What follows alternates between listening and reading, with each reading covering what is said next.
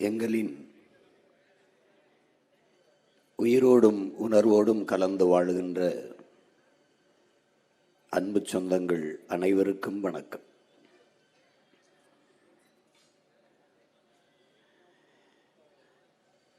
பேரன்புமிக்க என் பெற்றோர்களே, என் உயிருக்கினிய என் உடன் பிறந்தார்களே, இங்கே எத்தனையோ அரசியல் கட்சிகள் தங்களுடைய அரசியல் நிலைப்பாட்டை, கொள்கை கோட்பாட்டை முன்வைத்திருக்கிறார்கள், வைக்கிறார்கள். உங்கள் பிள்ளைகள் நாங்கள் முன்வைக்கிற அரசியல் கருத்துக்களையும் கோட்பாடுகளையும் கொஞ்சம் கவனியுங்கள். கவனிக்கிறீர்கள், உள்வாங்குகிறீர்கள். அதனால்தான் 36 லட்சம் வாக்குகளை தந்து இந்த பிள்ளைகளை 3வது பெரிய கட்சியாக வளர்த்து இந்திய தேர்தல் ஆணையத்தில் தனித்த அங்கீகாரம் பெற்ற கட்சியாக உயர்த்தி இருக்கிறீர்கள். பணத்திற்கு விலை போய்விடுவார்கள் தமிழர்கள், என் நாட்டு மக்கள் என்கிற நிலையை மாற்றி, இல்லை நல்ல அரசியல் வர வேண்டும், நல்ல ஆட்சி மலர வேண்டும் என்கிற எண்ணம் கொண்ட மக்கள் இன்னும் இந்த நிலத்தில் நிறைய இருக்கிறார்கள் என்பதை நிரூபித்திருக்கிறீர்கள். நாங்கள் உங்களிடத்தில் கேட்பது, 3வது பெரிய கட்சியாக 3வது இடத்திற்கு கொண்டு வந்ததும் நீங்கள்தான். 1வது இடத்திற்கு உங்களால் கொண்டு போக முடியும் இந்த பிள்ளைகளை. அதற்கு இந்த தேர்தலை வாய்ப்பாக பயன்படுத்துங்கள். நாங்கள் சொல்கிற கருத்துக்கள் ஏற்புடையதாக இருந்தால் கொள்ளுங்கள், இல்லை என்றால் தள்ளுங்கள். மற்ற அரசியல் தலைவர்கள், களத்திலே நிற்கிற மற்ற கட்சிகள் எடுத்து வைக்கிற கருத்துக்களை கேளுங்கள். உங்கள் பிள்ளைகள் நாங்கள் சொல்லுகிற கருத்துக்களையும் கேளுங்கள். எது சரியாக இருக்கிறது, எது ஏற்புடையது, எந்த கட்சி ஆட்சிக்கு வந்தால் இந்த நாடும் மக்களும் நன்றாக இருக்க முடியும் என்று தோன்றுகிறதோ அதை தேர்வு செய்யுங்கள். ஏனென்றால் எப்போதும் என் சொந்தங்கள் சரியானதைத்தான் தேர்வு செய்வீர்கள், நல்லதைத்தான் தேர்வு செய்வீர்கள். உங்கள் அன்பு மகன் உங்களிடத்தில் வேண்டுவது, எளிதானதை செய்யாதீர்கள், சரியானதை செய்யுங்கள். ஜெயிக்கிற பக்கம் நிற்க வேண்டும் என்கிற எண்ணத்தை விடுங்கள். நீங்கள் நிற்கிற பக்கத்தை ஜெயிக்க வைக்க வேண்டும் என்று போராடுங்கள். அவன்தான் சரியான வீரர்.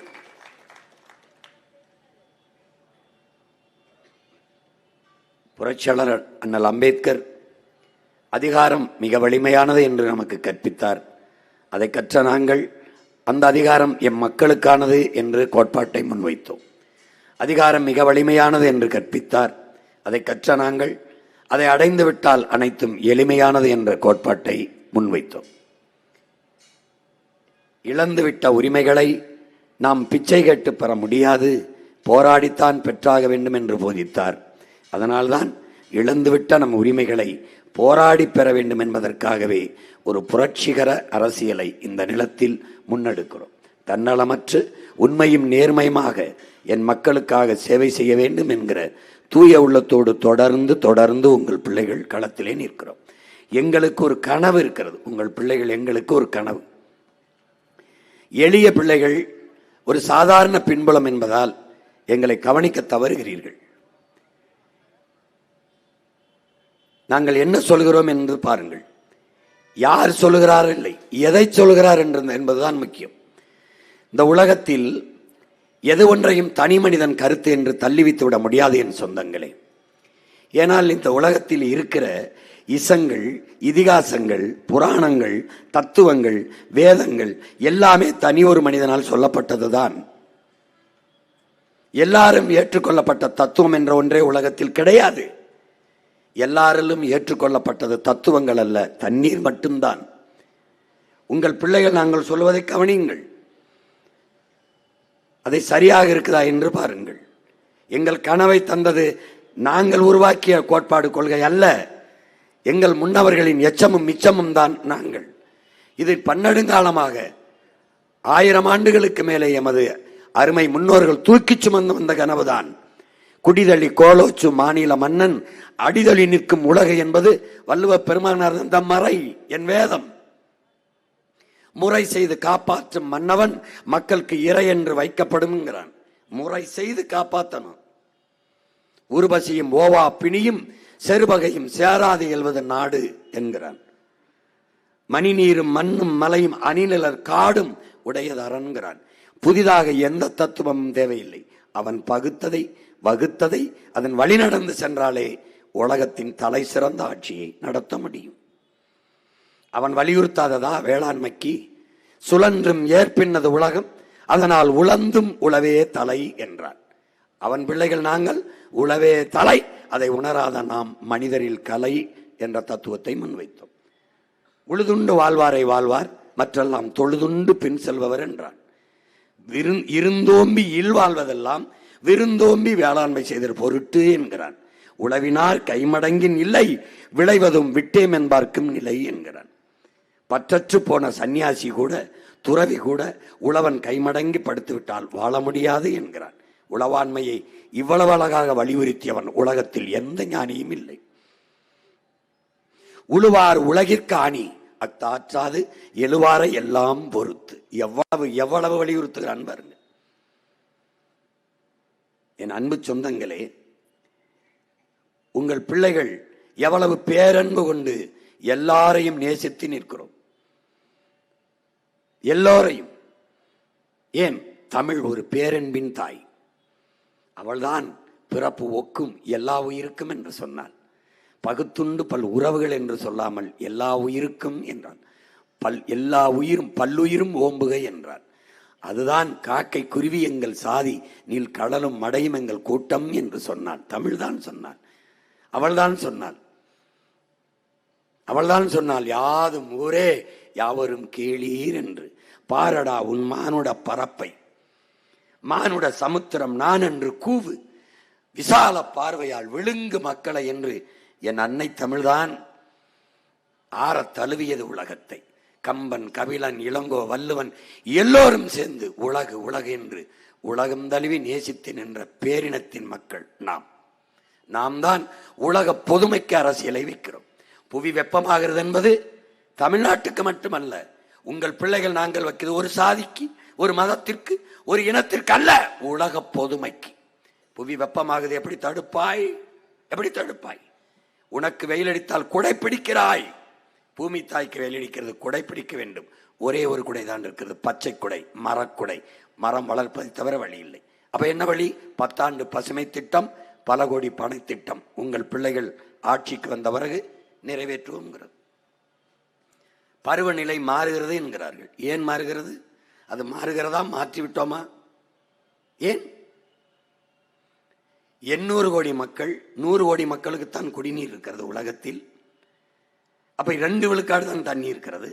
அதை 20 விழுக்காடாக உயர்த்த வேண்டும் என்று சிந்திக்காமல் 2 விழுக்காடு தான் இருக்கா, வித்தா நல்லா சம்பாதிக்கலாம் என்று சிந்தித்த மூளைதான் உலகத்தில் கொடூரமான மூளை.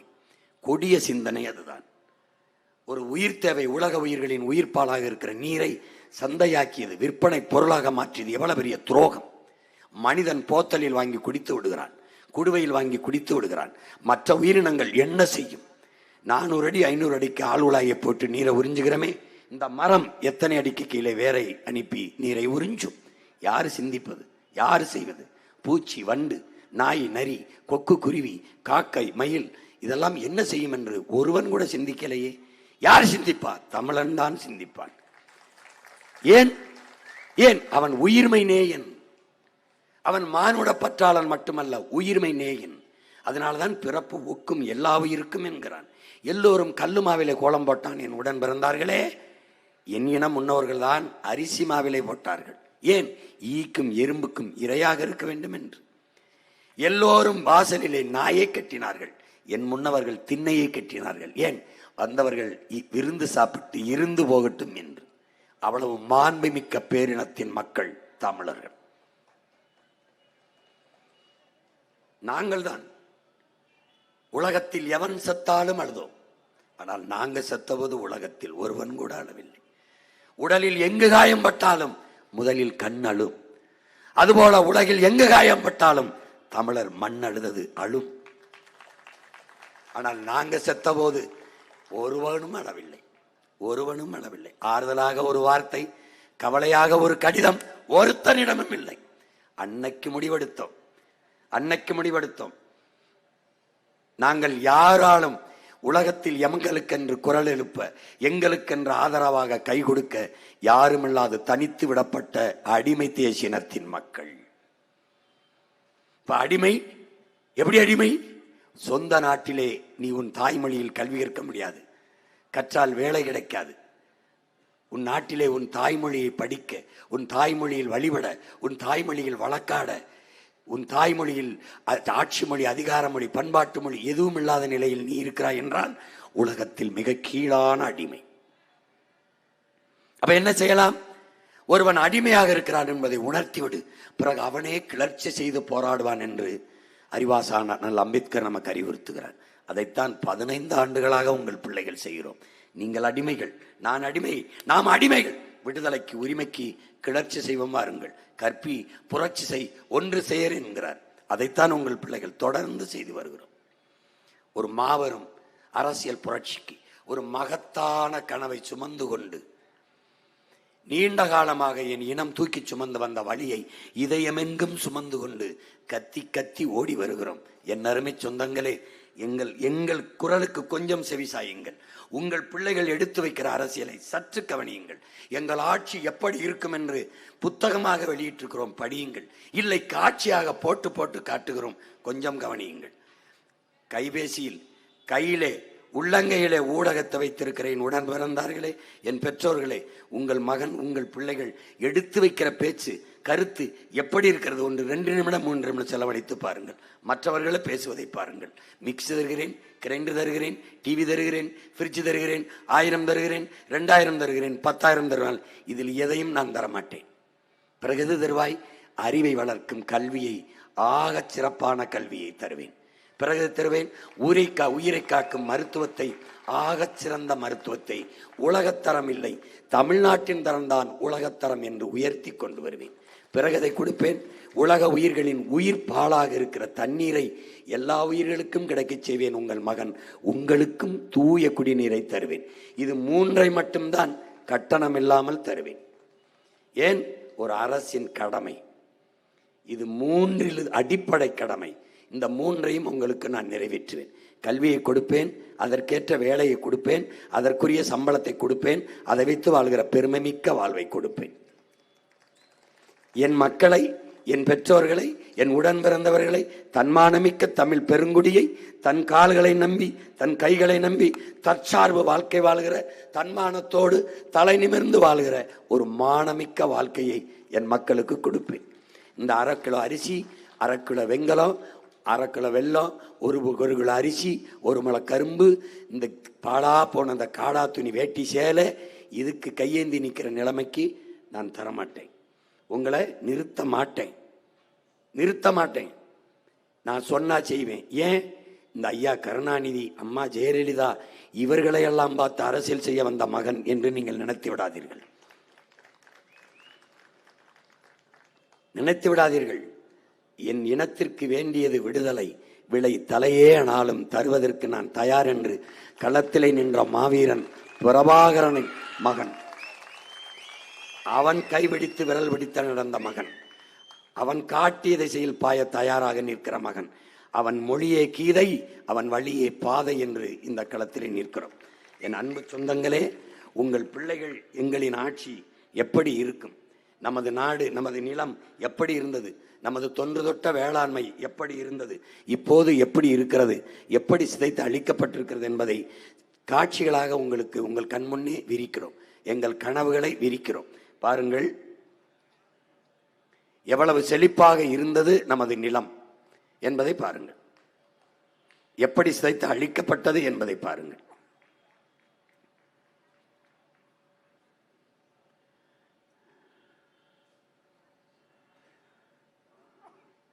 உழவாண்மை என்பது, வேளாண்மை என்பது தொழில் அல்ல, நம்முடைய கலாச்சாரம். அதனாலதான் வெள்ளைக்காரன் நம்முடைய கலாச்சாரத்தை எடுத்துக்கொண்டு போய் அவன் அந்த சொல்லை உருவாக்கும் போது விவசாயத்தை கலாச்சாரம் என்று சொல்லி அக்ரிகல்ச்சர் என்றதை வைத்தான். நஞ்சை கொண்டு வந்த பச்சை புரட்சி. நம்முடைய அப்பா பெரிய தகப்பன் நம்மாழ்வார் பசுமை புரட்சி என்பது விஞ்ஞானம் என்று நினைத்தோம், பிறகுதான் தெரிந்தது அது வியாபாரம் என்று சொன்னது. அதனால்தான் நஞ்சை கொண்டு வந்த பசுமை புரட்சி. பாருங்க,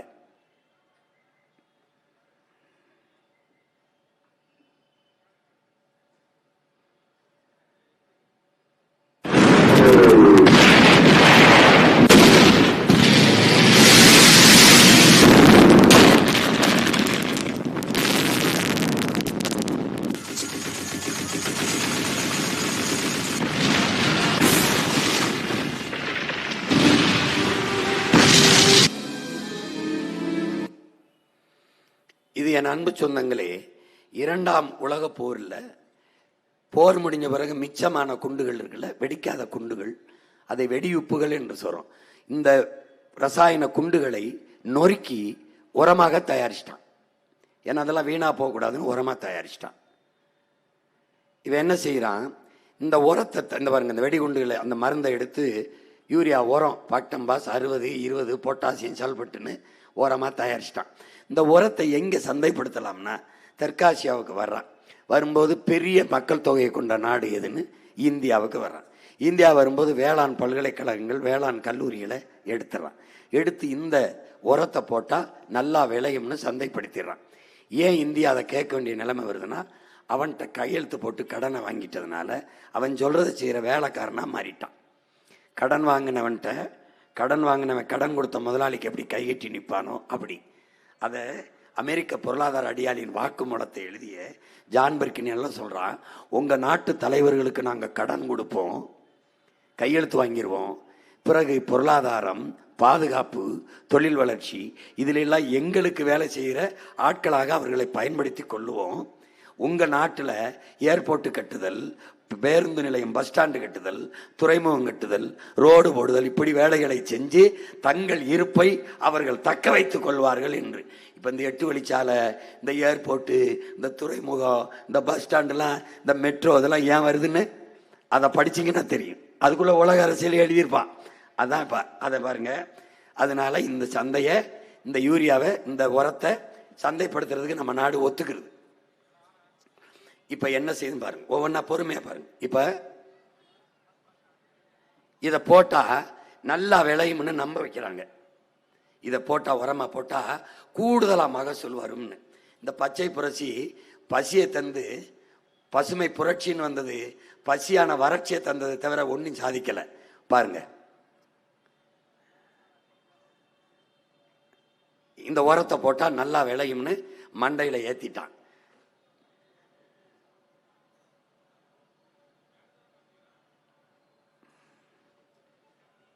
நம்ம பாரம்பரிய உழவாண்மை என்பது எப்படி இருந்ததுன்னா,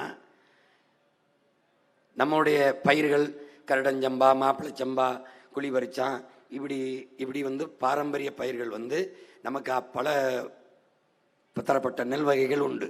அதெல்லாம் ரொம்ப உயரத்துக்கு வளரும், ரொம்ப உயரத்திற்கு வளரும். பாருங்க,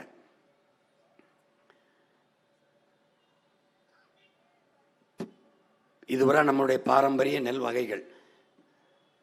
இது என்னுடைய தம்பி எங்க ஊர்ல சிவகங்கையில் இப்போ அப்பா நம்மாழ்வார் வந்த பிறகு அந்த அந்த ஒட்டு ரகத்தை விட்டுட்டு நம்முடைய பாரம்பரிய நெல் வகையை வச்சு இயற்கை உரத்தை வச்சு வேளாண்மை செய்யும்போது ஒரு ஆள் உயரத்துக்கு மேல, தலைக்கு மேல விளைஞ்சிருக்கு பாருங்க. நெல் தான் அது. எங்க ஊர்ல தான் இருக்கு, எங்க ஊர்ல இப்ப விளையுது. இந்த நெல்லை எனக்கு சாப்பிட்றதுக்கு அனுப்புகிறான் என் தம்பி. பாருங்க, இதை நம்ம அப்பா என்ன சொல்கிறாங்க, இப்படி உயர்ந்து விளைந்து கிடக்கிற நெல் அடி காட்டுக்கு, நடு மாட்டுக்கு, நுனி வீட்டுக்கு, முனி வீட்டுக்குங்கிறார். அடியே காட்டில் விட்டுருவோம், அது உரம் தாளை, நடு மாட்டுக்கு கூலமாயிருது, நுனி நெல்லாயி நம்ம வீட்டுக்கு வந்துடுது இப்படி. ஆனால் இப்போ என்ன இருக்குதுன்னா, அடி இருக்குது, நுனி இருக்குது, நடு இல்லை. ஏன் இல்லை?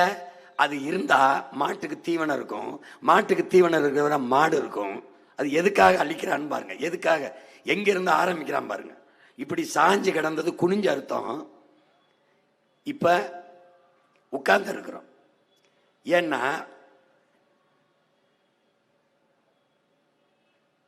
நம்ம பாரம்பரிய நெல் விதையில சரியா இந்த உரத்துக்கு விளையல. இந்த உரத்துக்கு போடும்போது மகசூல் சொன்ன மாதிரி வரல, உள்ளதும் விளையாம போச்சு. இப்ப நம்ம போய் புகார் அளிக்கிறோம், யோ என்னைய அவன் உரத்தை போட்டவன நல்லா வரும்னா ஒன்றும் வரலையேன்னா. அவன் என்ன சொல்லிட்டான், என் உரம் சரியாத்தான் இருக்கு, உன் விதை தப்புன்ட்டான். புரியுதா? விதை தப்புன்ட்டான். அப்ப என்ன பண்ணலாம், நான் ஒரு விதை தாரேன் அதை போடுன்ட்டான். அப்படி நம்ம பாரம்பரிய விதையை கொன்னுட்டு அவன் கண்டுபிடிச்சான் பாருங்க. முதைய விதையை கண்டுபிடிச்சிட்டு தான் உரத்தை கொடுத்தான். உரத்தை போட்டது விலையில் என்னொன்னே நம்மளை அந்த விதையை தள்ளிட்டான், அந்த விதையை திணிச்சிட்டான். அது என்ன விதை? 5008 5020 இந்த நெல்லை கொடுத்துட்டான். நெட்ட பயிரை ஒழிச்சு குட்டை பயிரை கொடுத்துட்டான். இது ஒட்டு ரகம், நல்லா கவனிங்க, ஒட்டு ரகத்தை கொடுத்துட்டான். இப்போ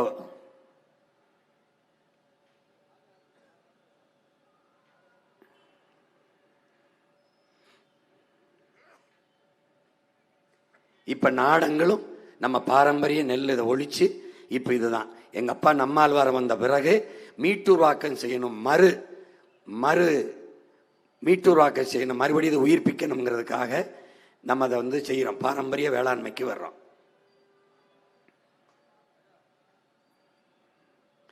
இந்த விதை எங்க இருந்து வருதுன்னா, அமெரிக்காவில் இருக்கிற ராக்பெல்லர் ஃபவுண்டேஷன்ல இருந்து வருது. ராக்பெல்லர் ஃபவுண்டேஷன்ல இருந்து வருது. அவன் தான் இந்த விதையை சந்தைப்படுத்துறான் நமக்கு. விசை எந்திரம் இப்ப எதுக்கு வருதுன்னா, இந்த மாடு இருக்கிற வரை, பாரம்பரிய மாடு இருக்கிற வரை மாட்டு சாணம் உரமா இருக்கு. அப்ப வேளாண் குடிமகன் ஒரு தற்சார்பு வாழ்க்கையில இருக்கான். மாடு உழுகுது, மாடு சாணம் போடுது, நெல்லை அறுக்குது, அவனே அதையே தூக்கிட்டு வருது, அடிக்கிறான், அதுவே மிதிச்சு புனையல் பத்தி உதுத்துருது, இந்த கூளத்தை விரையா போடுறான், நெல்லை அவன் அவிச்சு அரிசியை எடுத்துக்கிட்டு தவிடு அதுக்கு போடுறான், அப்புறம் சாப்பிட்றான், மிச்ச சோறை அதுக்கு ஊத்துறான், சோறை வடிக்கிறான், தண்ணி அதுக்கு ஊத்துறான், அந்த தவிடை கலக்கிறான், அதை அதுக்கு போடுறான், தீவனம் ஆயிருது. ஒன்றை ஒன்று சார்ந்து தற்சார்பு. அரிசி நமக்கு, தவிடு அதுக்கு, சோறு நமக்கு, தண்ணி அதுக்கு, அப்ப நெல் நமக்கு, வைக்கோல் அதுக்கு. அப்ப ரெண்டு பேரும் பாடுபட்டு சமமாக பிரிச்சுக்கிறோம். இந்த உளவாண்மையில நம்ம உடனே வருது மாடு, நம்ம உடனே வருது, நமக்கு உடன் பிறந்தவன் மாதிரி வருது. இப்ப இந்த மாடு இருக்கிற வரை அவனுக்கு என்ன பிரச்சனைனா, இந்த ரசாயன உரத்தை விற்க முடியாது. ஏன்னா இந்த மாடு சாணம், இந்த சாணத்தை சேமிக்கிறான், ஆட்டு புழுக்கையை சேமிக்கிறான், குப்பை கடங்களை வைக்கிறான், 6 மாசத்துக்கு ஒரு தடவை கொண்டு போய் நிலத்துல கொட்டிடுறான் பருவ நேரத்துல. அப்படி இல்லைன்னா அந்த ஆடு மாடை நிலத்துல கிடையா அமர்த்தி படுக்க வச்சு 1 மாசம் 15 நாள் போட்டு அங்க சிறுநீர், அங்க சாணம், அங்க புழுக்கையை போட விட்டோன்னே அது ஆகச்சிறந்த உரமா வந்துருது. உங்களுக்கு புரியுதுன்னு நினைக்கிறேன். இதை ஒழிக்காம இந்த ரசாயன உரத்தை சந்தைப்படுத்த முடியாது. அப்ப என்ன பண்ணா, அவன் மாட்டை ஒழிக்கணும், அதுக்கு இறை இல்லாம பண்ணணும். அப்ப குட்டை பயிரை கொடுத்தா மாட்டுக்கு கூளம் இல்லாம போகுது. இப்ப அவன் என்ன பண்றான், இந்த டிராக்டரை கண்டுபிடிக்கிறான், இந்த விசை எந்திரம். இந்த விசை எந்திரத்தை விற்கணும்னா மாடை ஒழிக்கணும். அப்ப மாடை ஒழிக்கணும்னா, ஏன்னா இந்த விசை எந்திரத்தை சந்தைப்படுத்தணும்னா மாடு விட்டு விழுகிற உழவு முறையை அழிக்கணும். என்ன பண்றான்னு பாருங்க, என்ன பண்றான்னு பாருங்க. இந்த டிராக்டரை விற்கிறதுக்கு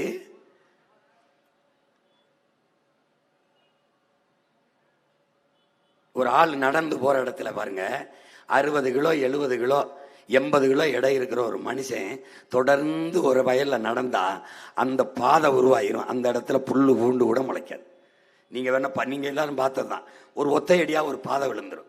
ஒரு 60 கிலோ எடையுள்ள ஒரு மனிதன் நடந்தாலே எதுவுமே முளைக்காம மண்ணு கட்டிப்பட்டு போய் புல்லு முளைக்காம பாதை ஆயிடுற போது 4 டன்னு 3 டன்னு 4 டன்னு எடையுள்ள இந்த டிராக்டரை வச்சு மண்ணில் உழுதோம்னா எப்படி கட்டிப்பட்டு போகும், மண் எப்படி கட்டிப்பட்டு போகுங்கிறத புரியணும். நம்மளுடைய பாரம்பரிய உழவு அகல உழுவதை விட ஆழ உழுவது மேலானது அப்படின்னு தான் நமக்கு பழமொழி இருக்குது. ஏன்னா மண்ணை கீழே இருந்து புரட்டி மேலே போடுற முறை நம்முடைய உழவு முறை. அவனுடைய டிராக்டர் கீறி விடும், உழாது. இங்கே பாருங்க, நம்மளுடைய உழவு எப்படி இருக்கு, நம்மளுடைய கலப்பை எப்படி இருக்கு, அவனுடைய டிராக்டர் வந்து கீறி விடும் இப்படி மேலே. சக்கரம் எவ்வளவு இடம் இருக்கும், அந்த டிராக்டர் எவ்வளவு இடம் இருக்கும், குறைஞ்ச 3 டன்னாவது இருக்கும். அதை அழுத்தும் போது 60 கிலோக்கே ஒன்றும் முளைக்கலைன்னா இந்த சக்கரம் பதிஞ்சிருக்க இடம் பார்த்தீங்களா எப்படி கட்டிப்பட்டு போகும். கட்டிப்பட்டு போன மண்ணில் எதுவும் முளைக்காது. புல்லு இந்த மாதிரி, இந்த கோரம்புல், அருக புல்லு, இந்த மாதிரி புல்லு தான் முளைக்கும், நெல் முளைக்காது. இந்த பாருங்க எப்படி முளைக்குது பாருங்க.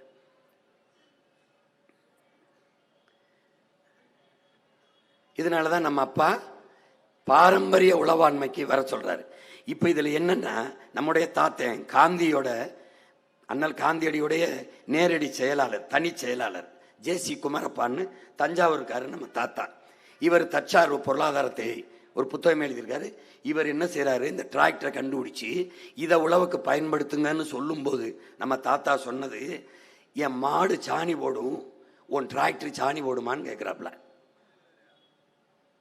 உன் டிராக்டர் போடுமா, என் மாடு போடும் சாணி.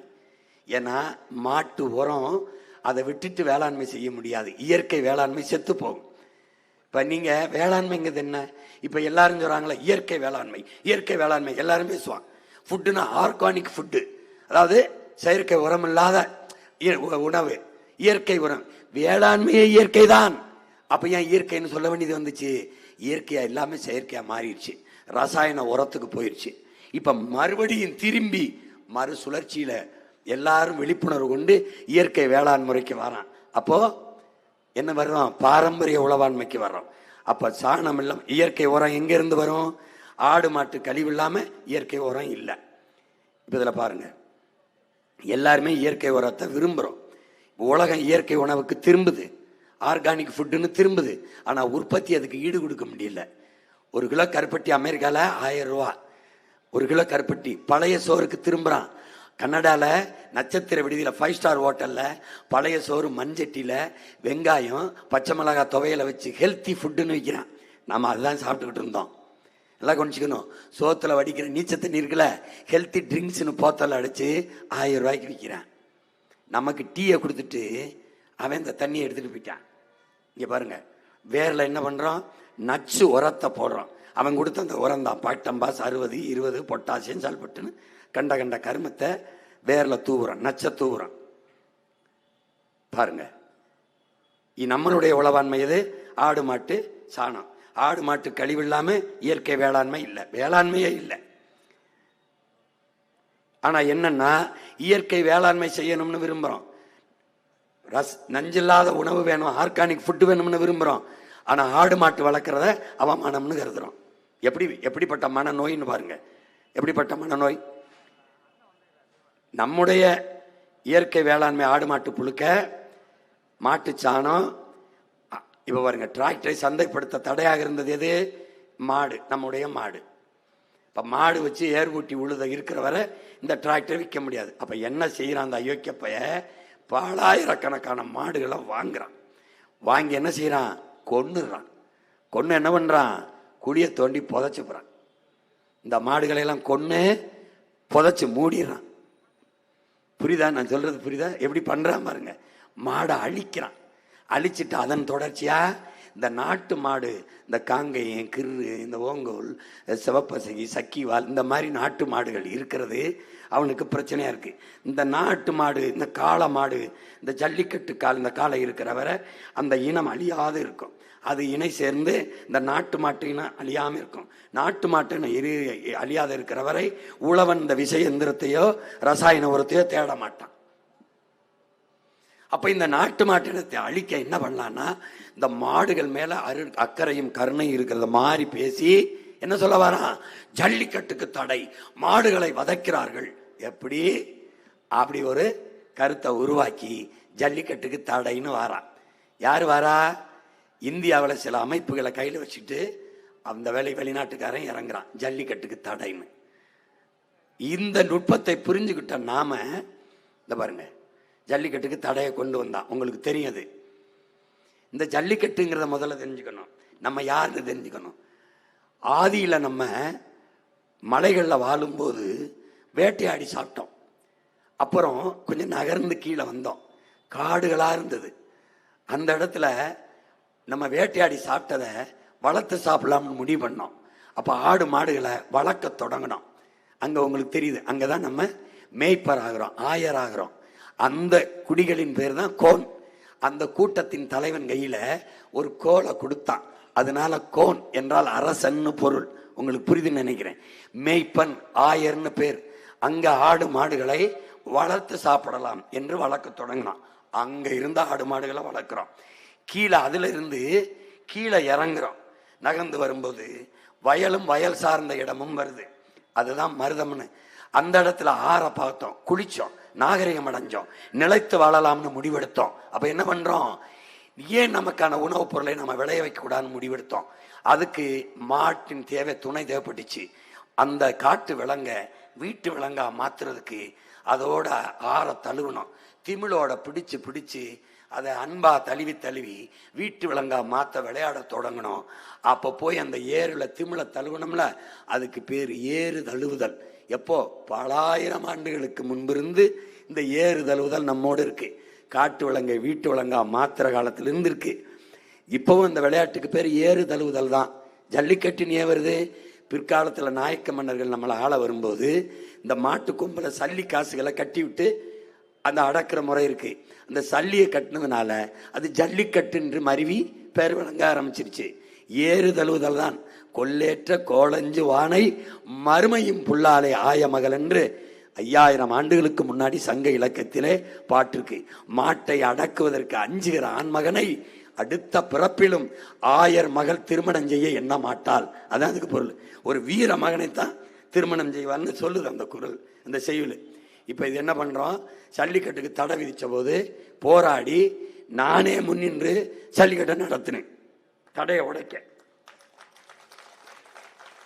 இந்த பாருங்க நடத்தினேன் பாருங்க. இது நானே நடத்தினது. ஜல்லிக்கட்டை மதுரையில் போயும் இங்கே கடலூர்லையும் நானே நடத்தினேன். அந்த எழுச்சிக்கு பிறகு பெரும் போராட்டம், புரட்சி வந்து பாருங்க ஜல்லிக்கட்டு நான் அவுத்து விட்ட காலை. இந்த காலை இருக்கிற வரை நம்முடைய நாட்டு மாட்டு இனம் இருக்கும். நாட்டு மாட்டு பால் A2. இங்க பாருங்க, இந்த சாணம் நம்முடைய நாட்டு மாட்டு சாணம் சாயந்தரம் ராத்திரி போட்டுச்சுன்னா நம்ம நாட்டு மாடு காலையில் போய் சாணியை எழுதினீங்கன்னா பூச்சி 2 வண்டு புழு இருக்கும். புழு இருக்கும்.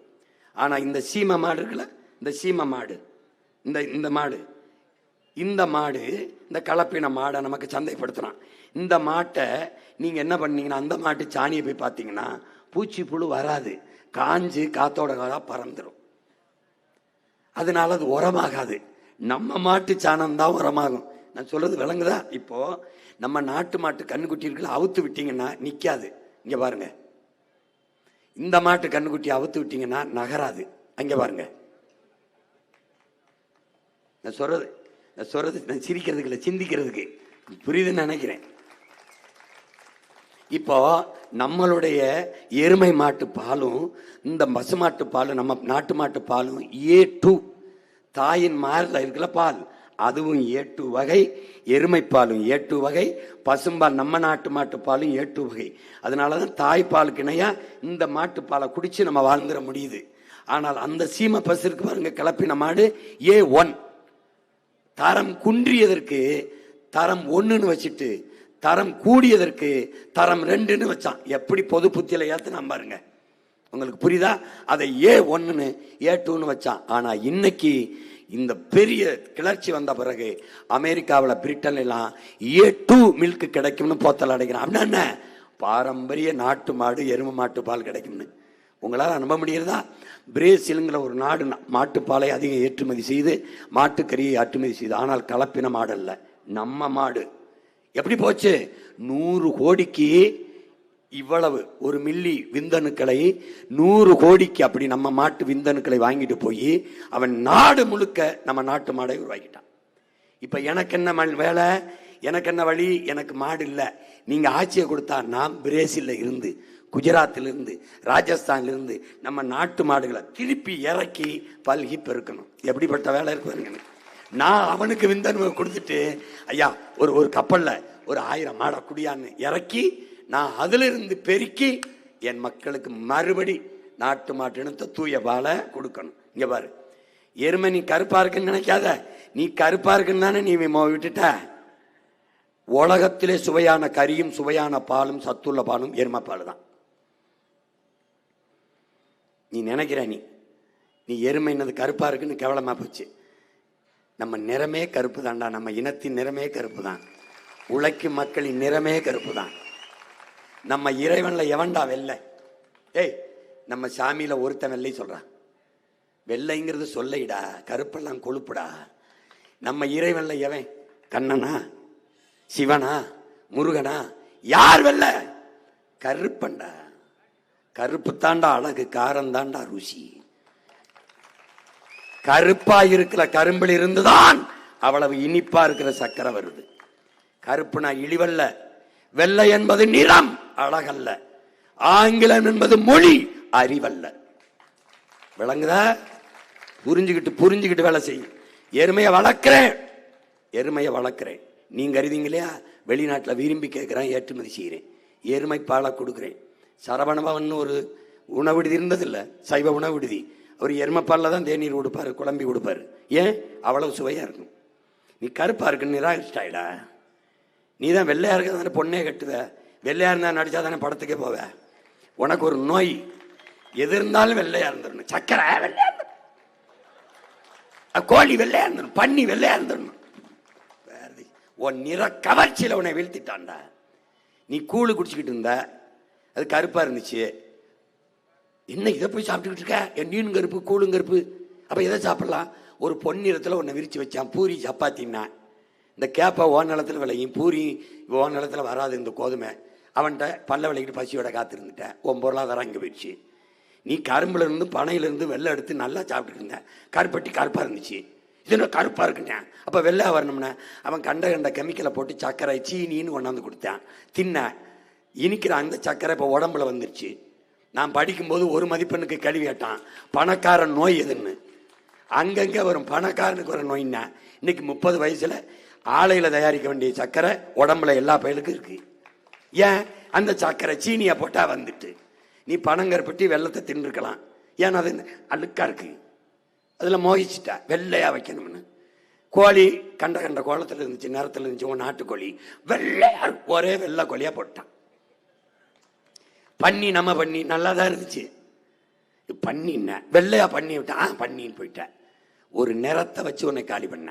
வெள்ளையா இருக்கிறவன் பேசுற மொழி அறிவுன்னு நினைச்சு இங்கிலீஷ்னு படிச்சுட்டு திரிற. கேவலம் கேவலம் கேவலம். நீ படி, தமிழ் படித்தால் மட்டும்தான் தமிழ்நாட்டின் வேலைங்கிற நிலையை நான் உருவாக்கல. பார்த்துக்கிட்டே இருக்கு. நான் கேட்பேன், இங்கிலீஷ் ஏன் ராசா படிச்ச? இங்கிலீஷை மொழி பாடமா கற்றுக் கொடுப்பேன் வச்சுக்க. ஹிந்தி வேணுமா கற்றுக் கொடுப்பேன், பிரெஞ்சு வேணுமா கற்றுக் கொடுப்பேன், ஸ்பானிஷ் வேணுமா கற்றுக் கொடுப்பேன், டச்சு வேணுமா கற்றுக் கொடுப்பேன், தெலுங்கு படிச்சுக்கோ, மலையாளம் எது வேணாலும் படிச்சுக்கோ. ஆனால் என் மொழி படிச்சுக்கோ, என் இனம் வாழணும் பிடிச்சிக்கோ. புரியுதா? இங்கிலீஷ் படிச்சுட்டு எங்கே போற ஐயா? வெளிநாட்டு வேலைக்கு இந்த ஐயா பாஸ்போர்ட் விசா போயா? இந்தி இதுக்கே படிச்சா வட மாநிலத்து போயா? தமிழ் ஐயா படிச்சா தமிழ்நாட்டில் வேலை வாயா? இங்க இரியா பாரு. இப்படி நம்ம போராடி தடுத்து அந்த ஜல்லிக்கட்டை நம்ம நடத்த கொண்டு வந்த இன்னும் முழுமையான உரிமை பெறல. உங்க மகன் கையில வந்தவன என்ன நடத்தும்? அரசு நடத்தும் ஜல்லிக்கட்டு. நானே அசைச்சு மாட்டை திறப்பேன். பாரு, நம்ம பாரம்பரிய மாடுகளை பாரு. இது நம்ம பாரம்பரிய நெல் வகை. இப்ப என்ன பண்றோம்? பாரம்பரிய மாடை வளர்க்க தொடங்குறோம். என்ன கருமம்னா, நம்ம மாடு 2 லிட்டர் கறக்கும், அது 6 லிட்டர் கறக்கும். நம்ம மாடு பால் கறக்கும், அது பால் மாதிரி ஒன்றை கறக்கும். உனக்கு புரியுதா? இப்போ நான் என்ன சொல்கிறேன், அட கருமம் முடிச்சோடனே ஒரு மாட்டில் 6 லிட்டர் கறக்கிறதுக்கு நம்ம இதில் 3 மாட்டை வளர்த்தா 6 லிட்டர் கறந்து போடா. புரியுதா அண்ணன் சொல்கிறது? உனக்கு புரிஞ்சிருந்தா போன தடவையே நீ முதலமைச்சர் ஆக்கியிருப்பிய. இங்கே வரு பஞ்சகவியம்னு இந்த ஆடு மாட்டு சாணம் புழுக்க, ஆடு மாட்டு மூத்திரம் சிறுநீர், இதில் இருந்து தான் ஆகச்சிறந்த உரத்தை தயாரிக்க முடியும்னு நம்ம அப்பா சொல்கிறாங்க. அதுக்கு பஞ்சகவியம்னு பேர். இந்த பாரு தயாரிப்பாங்க பாரு, உனக்கு காற்றேன் பாரு.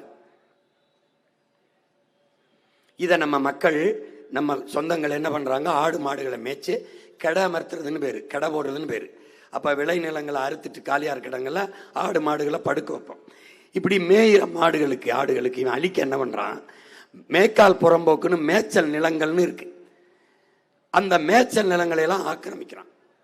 மேய்ச்சல் நிலங்களை ஆக்கிரமித்து மேயிறதுக்கு இடமெல்லாம் ஆக்கும்போது நம்ம ஆயர் குடிகள் நம்ம சொந்தங்கள் ஆடு மாடு வளர்க்கறதுக்கு எங்கே போகிறதுன்னு தெரியாமல் அல்லாடுறான்.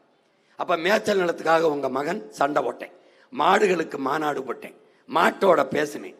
ஏன் பேசினேன், 1 வருஷம் தான் எங்கள் தாய்மாரில் எங்கள் ஆத்தாமாரில் பால் குடித்தேன், இது வரைக்கும் அவமாரில் தான் பால் குடிக்கிறேன். அதுக்கு நன்றி கடனா அந்த தாய்க்கு பேசுகிற ஆற்றல் அவளுக்கு இல்லை, எனக்கு இருக்கு. அதனால நான் அவளுக்காக பேசினேன். அவளை மேய இடம் கொடுறான்னு கேட்டேன். மலை அடிவாரத்தில் மேய்க்கக்கூடாதுன்னா ஏன்னு கேட்டேன். அங்கே வாழ்கிற வனவிலங்குகள்லாம் பாதுகாப்பு இல்லாமல் போயிடும், பயப்படும்னா. அப்படியா, இந்த ஆடு மாடு எங்கே இருந்துச்சு, அங்கே தானே இருந்துச்சு, அவன் வீடு தானே, அவன் வீட்டுக்குள்ளே போக விடாமல் தடுக்க நீ யாருன்னு கேட்டேன். இவன் விட்டுட்டான் என்ற கேட்டான். ஒரே ஒரு கேள்வி கேட்டேன், நீ இந்த கல்குவாரின்னு எல்லா பயிலுக்கும் டெண்டர் கொடுத்துருக்கீங்களா, ஒப்பந்தம் கொடுத்துருக்கீங்களா? அவன் 100 கிலோ 200 கிலோ 300 கிலோ வெடி மருந்து வச்சு டம்மு டும்முன்னு மலையை தகர்க்கிறான்ல, அப்போவெல்லாம் உள்ளே இருக்க சிங்கம் புலி கரடி யானை இதெல்லாம் பாதுகாப்பாக இருக்குது. என் மாடு ஏறி இந்த ஓரக்கரையில் ஆடு மாடு மேய்றதுல பாதுகாப்பு இல்லாமல் போயிருமோன்னா போயிட்டான், திறந்து விட்டான். அதனால என்ன பண்ணேன், நானே மாட்டை பற்றிக்கிட்டு மலை மேலே ஏறி மேய்ச்சேன். நீ என்னை வேணா கைது பண்ணி உள்ளே போடுன்னு. இந்த மாதிரி ஆடுகளை கடை அமர்த்துறோம்.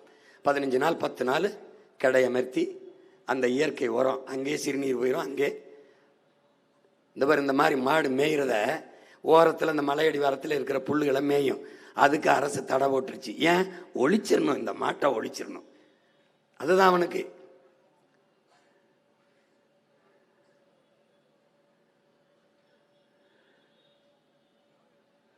அப்போ என்ன பண்ணேன், நானே மாட்டை பற்றிக்கிட்டு மேற்கு தொடர்ச்சி மலையில் காவல்துறை என்னோட பேசிக்கிட்டே இருந்துச்சு. என் தம்பி எல்லாத்த காட்டினேன். அப்படியே அந்த கம்பி, இந்த தடை கம்பியை தூக்கிட்டாங்க. மாட்டை ஓட்டிட்டு போனேன், பாஞ்சிருச்சு மாடு. காட்சியை பாருங்க, எப்படி போகிறோம் பாருங்க, பின்னாடி நிற்கிற மாடு எப்படி பாயுது பாருங்க. மலை மேலே ஏற்றி கொண்டு போய் மேய்ச்சேன். அதுக்கப்புறம் அந்த தடையை தகர்த்தேன்.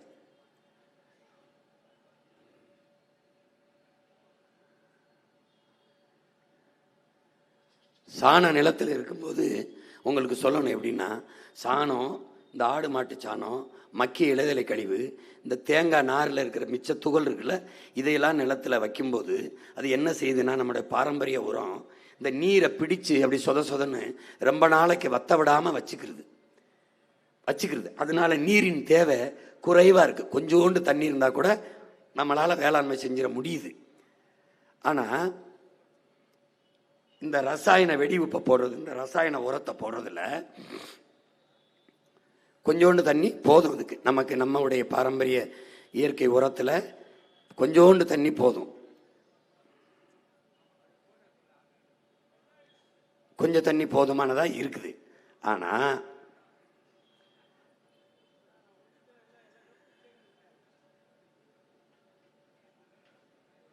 இப்போ இதில் என்னன்னு பார்த்தீங்கன்னா, இப்போ உங்களுக்கு இந்த உயிரியல் உண்மையை புரியணும்.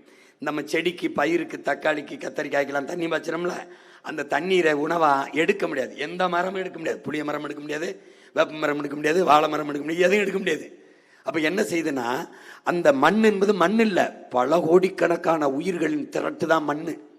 மாசானுங்க புக்காக்கோ அவங்க அப்பா ரசாயன உரமாக போட்டு மண் செத்துருது, மலடாயிருச்சு, கெட்டுருச்சு. இவன் படிச்சுட்டு வந்து, என்ன அப்பா ஒன்றுமே வரமாட்டுது நிலத்துலன்னு 6 மாதத்துக்கு உழுது இயற்கை உரமாக போட்டு மண்ணின் புண்ணை ஆத்துறான்.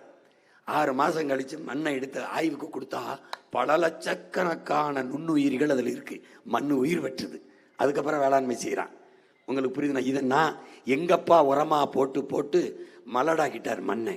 அப்புறம் 2 வருஷம் ஒன்றுமே செய்யாமல் போட்டு உழுது கடையை போட்டு மறுபடி மண்ணை உயிர்ப்பிச்சு அப்புறம் வேளாண்மை செய்ய தொடங்கணும். இப்போ என்னன்னா, கண்ணுக்கு தெரியாத நுண்ணுயிரி ஒவ்வொரு செடி வேருக்குலையும் இருக்கு. அங்கே ஒரு தொழிற்சாலை இருக்கு. என்னதோ அங்கே யார் வேலை செய்யறா? பூஞ்சை, பாக்டீரியா, காளான்கள். உன் கண்ணுக்கு தெரியாது. அந்த நுண்ணுயிரி ஒரு தொழிற்சாலையை வச்சு வேலை செய்யுது. என்ன செய்யுது? தண்ணியா அது உணவுக்கு சாப்பிடுது. சாப்பிட்டுட்டு அது கழிவா போடுது. அந்த கழிவை தான் அது ஒரு உணவா இந்த மரம் அந்த செடி எல்லா செடியும் எடுக்குது. அதை நீ தெரிஞ்சுக்கணும். இப்ப என்ன பண்றோம்? இந்த வேர்ல நம்ம இயற்கை உரம் இருக்கும்போது இந்த பூஞ்சை, பாக்டீரியா, காளான், இந்த நுண்ணுயிர்கள் செழித்து வளருது. நல்லா வளர்ந்த தன் வேலையை தொடர்ந்து செய்து நம்ம செடிகளுக்கு நல்லா நீரை எடுத்து கொடுக்குது. ஆனா இந்த ரசாயன உரம் இருக்கு பாருங்க, இங்க பாருங்க, இந்த மண்புழு,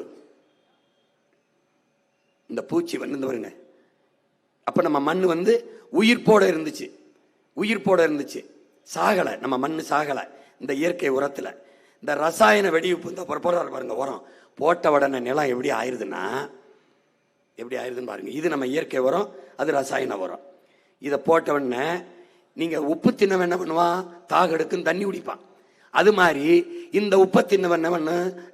நாக்கு வரல்ற மாதிரி நிலம் வரன்றது, தண்ணி அதிகமாக கேட்குது. விளங்குதா? அந்த நாக்கு வரல்ற மாதிரி நிலம் வரலுது, தண்ணி அதிகமாக கேட்குது. இந்த ரசாயன உப்பு வெடிச்சு எப்படி விறுவிறுவாய்ப்பது, வறண்டுது பாரு, மண் எப்படி ஆயிருது பாரு. இப்படியே தொடர்ந்து ரசாயனத்தை இந்த உப்பை போட்டு மண் மலடாயிருது. எது போட்டாலும் முளைக்காது, பூக்காது, காய்க்காத மாதிரி ஆயிருது. அப்ப என்ன உழவனி நண்பன் பாரு, இவன் யாருன்னு பாரு. பார்க்க அற்ப பிறவியா இருப்பான். இவன் யாரு? கையில வைக்கும் போது உனக்கு அருவருப்பா இருக்கும். இவன் உலகத்தில் அவன் சொல்றான், இந்த அருவருப்பாக இருக்கிற இந்த உயிர் போல மனித குலத்திற்கு உழைக்கிறவன் ஒருத்தனுமே இல்லைங்கிறான், பயன் தர ஒருத்தனுமே இல்லைங்கிறான். இந்த மண்புழு பார்க்க அப்படி இருக்குல்ல, 40,000 முறை பூமியை உழுகுதுங்கிறான் தன் வாழ்நாள்ல. 40,000 முறை. எப்படி உழுகுது? மேலே இருக்கிற மண்ணை சாப்பிட்டு கீழே போய் கழிவை போடுது, கீழே இருக்கிற மண்ணை சாப்பிட்டு மேலே வந்து கழிவை போடுது. அப்ப மண்ணை வளப்படுத்தி கொண்டே இருக்குது. எத்தனை முறை? தான் சாகிறதுக்குள்ள 40,000 முறை உழுகுதுங்கிறான். அதனாலதான் இதை உழவனின் நண்பன் என்று சொல்றான். இப்ப இந்த இடத்துல என்ன பண்றோம்? நம்ம ரசாயன இந்த வெடிவுப்புகளை போட்டவன், அந்த பாட்டம்பாஸ் 60 போட்டோன்னு இவன் செத்துறான். அந்த நுண்ணுயிரியும் செத்துருது. இதை நன்கு கவனிங்க. இப்ப அண்ணன் சொன்னா நீங்க கேட்கல, அன்னைக்கு நான் சொன்னேன் கேட்கல. நாட்டின் பிரதமர் ஐயா மோடி சொன்ன போது பார்த்திருப்பீங்க. அவர் நான் சொன்னதை சொல்றாரு அவர். இப்ப நடிகர் அமீர் கான், அவர் தெரியாம இருக்க முடியாது, இந்தியாவில் புகழ்பெற்ற நடிகர். அவர் சத்தியமே ஜெயதேன்னு இப்ப இருக்கிற விஜய் தொலைக்காட்சியில் ஒரு நிகழ்ச்சியை நடத்தினார். அதுல நம்ம அப்பா நம்மாழ்வார் மாதிரி வேளாண்மையில் ஆர்வம் கொண்ட ஒரு இளைஞரை பேட்டி எடுக்கிறாரு. அந்த பேட்டியை கேள்வி பயன்படுத்துறீங்க. ஒவ்வொரு 35 கிலோ காய் கனி கழிவுக்கும் நாங்க ஒரு பசுவை வேலைக்கு வச்சிருக்கோம். அதுகளோட வேலையே அதை எப்படி சொன்னார் பாருங்க. இந்த காய்கறி இந்த இதுக்கு ஒரு பசை வேலைக்கு வச்சிருக்கேன்றாப்ல. வேலைக்கு வச்சிருக்க எதுக்குன்னு சாப்பிட வேண்டியது, சாணம் போட வேண்டியது, அதுக்கப்புறம் ஷெட்ல போய் தூங்க வேண்டியது. இதான் ரிட்டையர்மெண்ட் லைஃப். 8 மணி நேரத்துல அது சாப்பிட்ட பசு கண்ணுக்குட்டி போட்டு பால் கறக்கிறது, அது ஒரு இது, அது வேலைக்கு போற மாதிரி. அப்புறம் ஓய்வு வர்றது. இந்த கண்ணுக்குட்டி போடாத வயசாயிருச்சுன்னா ரிட்டையர்மெண்ட் வாழ்க்கையில ஓய்வு பெற்ற பிறகு என்ன வாழ்க்கைன்னா, இறைய சாப்பிடணும், சாணத்தை போடணும். இதுக்கு தான் வச்சிருக்கோம். அது ஒரு தொழிற்சாலை, ஃபேக்டரி மாதிரி. உரத்தை எங்களால தயாரிக்க முடியாது, அதனால உரத்தை தயாரிக்கிற ஒரு தொழிற்சாலை மாதிரி பயன்படுத்தணும்னு சொல்றாப்ல. கழிவுகள்ல 1/4 பங்கு சாணமா வெளியில வந்துரும். அதாவது நீங்க குப்பைன்னு சொல்ற அந்த கழிவு பொருட்கள் சாணமா வெளியில வருது.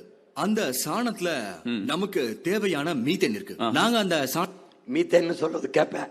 தஞ்சாவூர்ல மீத்தேன் ஈத்தேன் பயாகேஸ் எடுக்கிறோம்ட்டு நம்ம பூமி தாய் இருக்குல்ல, 3 போகம் நஞ்சை விளையிற அந்த பொண்ணு விளையிற அந்த பூமி தாயின் ஈரக்கொலைய இதயத்தை சிறுநீரகத்தை அறுத்து அவன் மீத்தேன் எடுக்கிறான், நஞ்சாக்குறான். இப்ப உங்க மகன் சொல்றேன், அதை நிறுத்திட்டு இந்த பாரு நான் சொல்லும்போது நம்மள அவர் சொல்றாரு பாரு, மாட்டு சாணி ஆட்டு புழுக்க அதுல இருந்து மீத்தேன் எடுப்பேங்கிறாப்ல.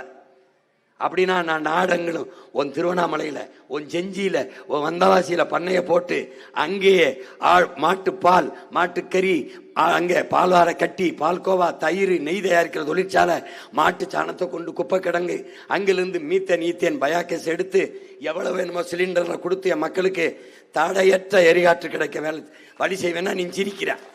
அப்ப நான் என்ன பண்ணுவேன், இந்த அயோக்கிய பைய ஓஎன்ஜிசி இந்த மீத்தன் ஈத்தன் என் தாயை ஈரக்குலைய வழக்கமா தடுத்தாட்டி வெளியே போடா எனக்கு வேணாம்டா. என் மாடு ஆட்டு சாணியில இருந்து நான் தயாரிச்சு காட்டுவார் பாரு. இங்க பாரு, பயோடைஜஸ்டர்ல போட்டுறோம், அதாவது பயோகேஸ் பிளான்ட். அதுல இருந்து 99% மீத்தேன் ஃப்ரீ சாணமா வெளியில வரும். அத புழுக்களோட குழியில போட்டுருவோம். அதுக்கப்புறம் அதுல இருந்து கிடைக்கிற கழிவானது அதுவும் 100% அதுங்களோட வயிற்றுல இருந்து வந்தது.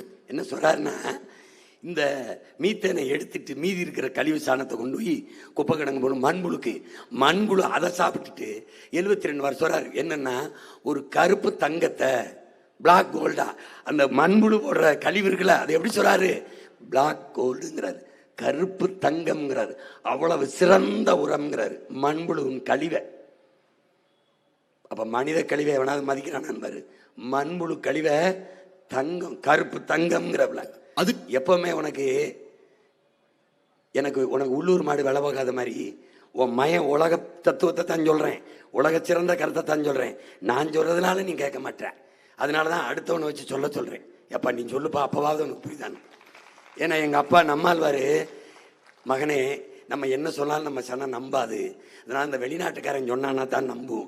மாசானுகோ புக்காக்கோ சொன்னது போல, இந்த ஆரோவில் பெர்னாடி கிளார்க் சொன்னது போல. நாங்கள் அமைதிப்படன்னு ஒரு படம் எடுத்தோம், அதில் எங்கள் அண்ணன் சத்யராஜ் எங்கள் அப்பா மணிவன் நடிப்பாங்க. அப்போ உரையாடலில் வரும், இந்த மாதிரி வெளிநாட்டுக்காரர் அப்படி சொன்னார் இப்படி சொன்னார், இது யார் சொன்னதுன்னு கேட்பாப்புல. தஸ்தோவெஸ்கின்னு அடிச்சு விடுவாப்புல எங்கள் அப்பா. ஏய் மணியா, இது நீ தானே சொல்கிற? ஆமாண்ணா. அப்போ ஏன் இதை வாய்க்கு நுழையாத வெளிநாட்டுக்காரன் பேரை சொல்கிற? அப்படி சொன்னா தானே அந்த சனம் நம்பும். அது மாதிரி உனக்கு ஒரு நோய் இருக்கு, இதை சீமான்னு சொல்றதுன்னு புரியல. சீனாவில் ஒரு ஞானி சொன்னான், அவன் சரியா தான் சொல்லியிருப்பான். இப்ப நான் சொல்றது நம்பல இல்ல, இதையாவது நம்பு. வர்மிகாஸ்ட் உலகத்திலேயே சிறந்த உரம். இது உலகத்திலே சிறந்த உரம் இதை சொல்றாரு. மண்புழுவோட கழிவு உலகத்திலேயே சிறந்த உரம். இந்த மண்புழு கழிவை பிளாக் கோல்டுன்னு சொல்லுவாங்க. இத நேரடியா பூமியில உபயோகப்படுத்தலாம். மத்ததுல பாக்டீரியல் ப்ராசஸ் மூலமா டீகம்போஸ் பண்றதுக்கு 45 நாள் ஆகும். 9 மணிக்கு எங்க வண்டி வந்து அதை வேஸ்ட கலெக்ட் பண்ணிடும். 10:30 மணிக்கு அதை பசுக்களுக்கு போட்டுருவோம். 6 மணிக்கு சாணமா அது ரெடி ஆயிடும். அத பயோடைஜஸ்டர்ல போட்டா மீத்தேன் இல்லாத சாணமா வெளியில வந்துரும். உடனே அதை மண்புழு குழியில போட்டுருவோம். மறுநாள் மாலையோ இல்ல அதுக்கு அடுத்த நாள் காலையோ, அதாவது 72 மணி நேரத்துக்குள்ள நம்ம கையில பிளாக் கோல்டு இருக்கும். வேகமான ப்ராசஸ், எந்த மிஷினாலும் இதை செய்ய முடியாது. சில நேரத்துல பசுக்கள் சாப்பிட முடியாத கழிவு பொருட்களும் வரும். அத கம்போஸ்ட் பெட்ல போட்டுருவோம். அந்த கம்போஸ்ட் பெட்ல இருந்து மேகெட்ஸ் வரும். மேகெட்ஸ்னா சின்ன புழுக்கள். சின்ன புழுக்கள். கோழிங்களோட முக்கிய உணவு புழுக்கள் தான், அதாவது புழுப்பூச்சிகள் தான். இதை சாப்பிட்டுட்டு அடுத்த நாளைக்கு அழகான முட்டைகளா நமக்கு தருது. புழுக்களை பார்த்து முகத்தை சுழிக்கிறவங்க மறுநாள் டேபிள்ல உட்கார்ந்து அந்த ஆம்லெட்டை சாப்பிடுவாங்க. எந்த டெக்னாலஜியாலையும் எந்த மிஷினாலையும் இதை பண்ண முடியும். அதைத்தான் உங்க மையம் 15 வருஷமா கத்துறேன், நீ கேட்க மாட்டேங்கிற. இப்பவாது கேட்டு தவிச்சது ஒரு ஓட்ட போட்டு விடு. இப்ப அதை கொண்டு விட்டு செயற்கையா மண்புழு உரந்தவர் எப்படி ரசாயன உரத்தில் சிக்கி சாயிறான் பாரு, அழிஞ்சு போறான். யாரு? பிளாக் கோல்டு, ஆக சிறந்த உரத்தை தந்தவன் செத்து போயிட்டான். எதுல? பாக்டம்பாஸ் 60, 20, யூரியா, சல்போட்டு, பொட்டாசியம், கண்ட கருமத்தை போட்டு மண்ணில் இருந்த இயற்கையான அந்த வளமிக்க அந்த உரங்களை கொன்னுட்ட பாரு, உன் பூமி செத்து போச்சு. இப்ப என்ன பண்ற? செயற்கையா மண்புழு உரம் தயாரிக்கிறேன்ட்டு கிளம்பிட்டேன். மண்புழு தயாரிக்கிற கூடம் ஒரு உரம் வச்சிருக்கா. எப்படி? செயற்கையா. முன்னாடி ஒரு மண்வெட்டி ஒரு களை கொட்டிட்டு தோன்னா 50-100 புழு வரும், அதை எடுத்து மாட்டி தூண்டில் போட்டு மீன் பிடிப்பான். இப்ப மண்புழுவை தனியா தயாரிச்சுக்கிட்டு திரியிறா நீ. செயற்கை கருத்தரிப்பு ஒரு இருக்குல்ல, அது மாதிரி செயற்கையா ஒன்னே உருவாக்கிட்டு திரியிற. பாத்துக்க. இப்ப இந்த ரசாயன உரத்து போட்டனால எப்படி அவன் சாகுறாங்கிற காட்சியை பார்க்குற. இப்ப தயாரிக்கிறாங்க கூடாரம் கட்டி. என்ன கொடுமை பார்த்துக்க, எப்படி பார்த்துக்க. இயற்கையா இருந்ததை அழிச்சு விட்டு செயற்கையா உற்பத்தி செய்யறேன்னு கிளம்பிட்டாங்க.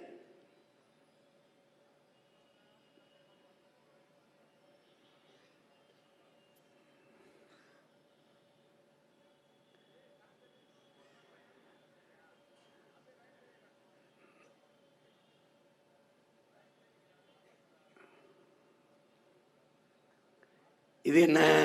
கீழே ஒரு ரசாயன உரத்தை போட்டோம். இவன் யாரு தெரியுமா?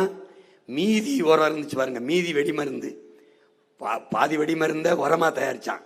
மீதி வெடி மருந்த பூச்சிக்கொல்லின்னு தயாரிச்சிட்டான். கீழையும் நஞ்சு மேலையும் நஞ்சு. இந்த நுட்பத்தை நீ நல்லா கவனிக்கணும். இந்த பாரு, 3-4 தடவை பயிரில் செடியில் எல்லாத்துலேயும் பூச்சிக்கொல்லி பூச்சி மருந்துன்னு அடிக்க ஆரம்பித்தோம். இது எலி மருந்துன்னு சொல்கிறேன். தின்னா எலி மட்டும் சாகிறதில்ல, தின்னா நீனும் செத்துருவேன். அப்படின்னா இது எலி கொல்லி இல்லை, ஆள் கொல்லி, உயிர்கொல்லி. அதை நல்லா கவனிச்சுக்கணும். ஒன்னையே கொல்லுது. எலி செத்தவொடனே சாப்பிட்டவொடனே செத்துருது. இதை மருந்தாக்கி பயிரில், காய்கறியில், தக்காளி, கத்தரிக்காய், வெண்டைக்காய் அந்த செடியில் தெளிச்சா, பூவில் தெளிச்சா என்ன ஆயிடுது? உடனே சாக மாட்டா, கொஞ்சம் நாள் கழிச்சு சாவேன். இங்கே பாரு, இந்த பூச்சி வருது, வண்டு வருதுன்னு எதுனா பண்ணிடுறோம். அந்த ரசாயன மருந்துகளை அடித்து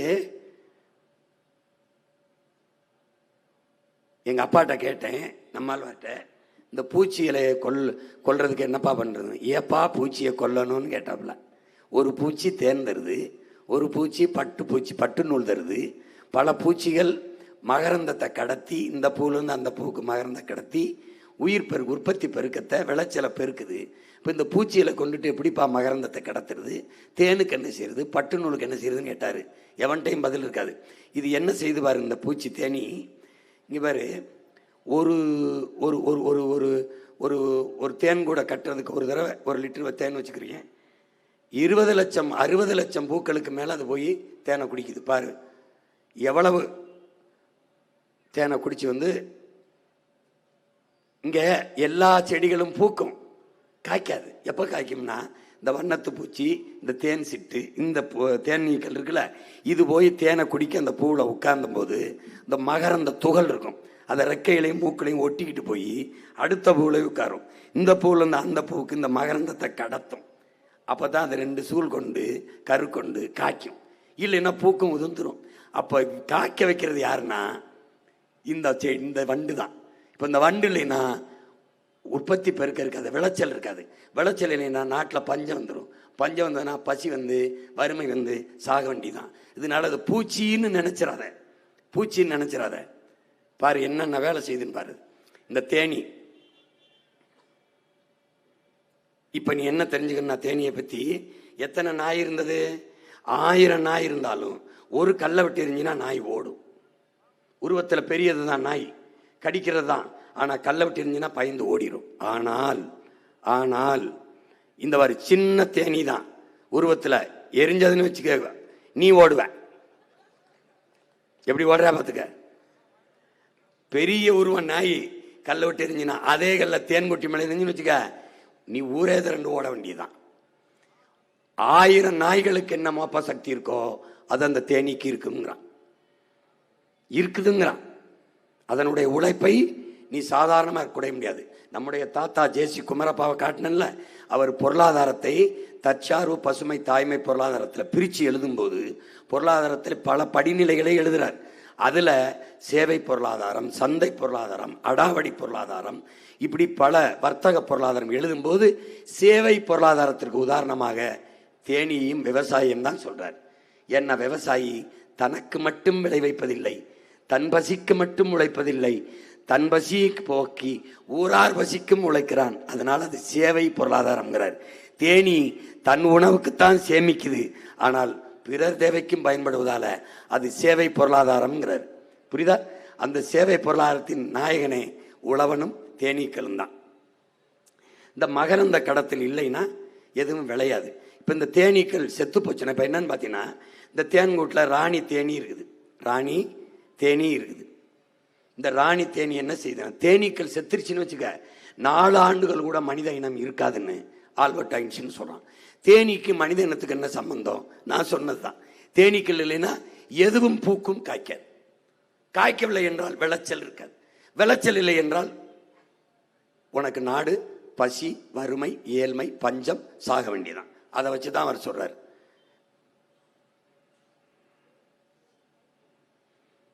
இந்த பூச்சி ஏன் சாகுது?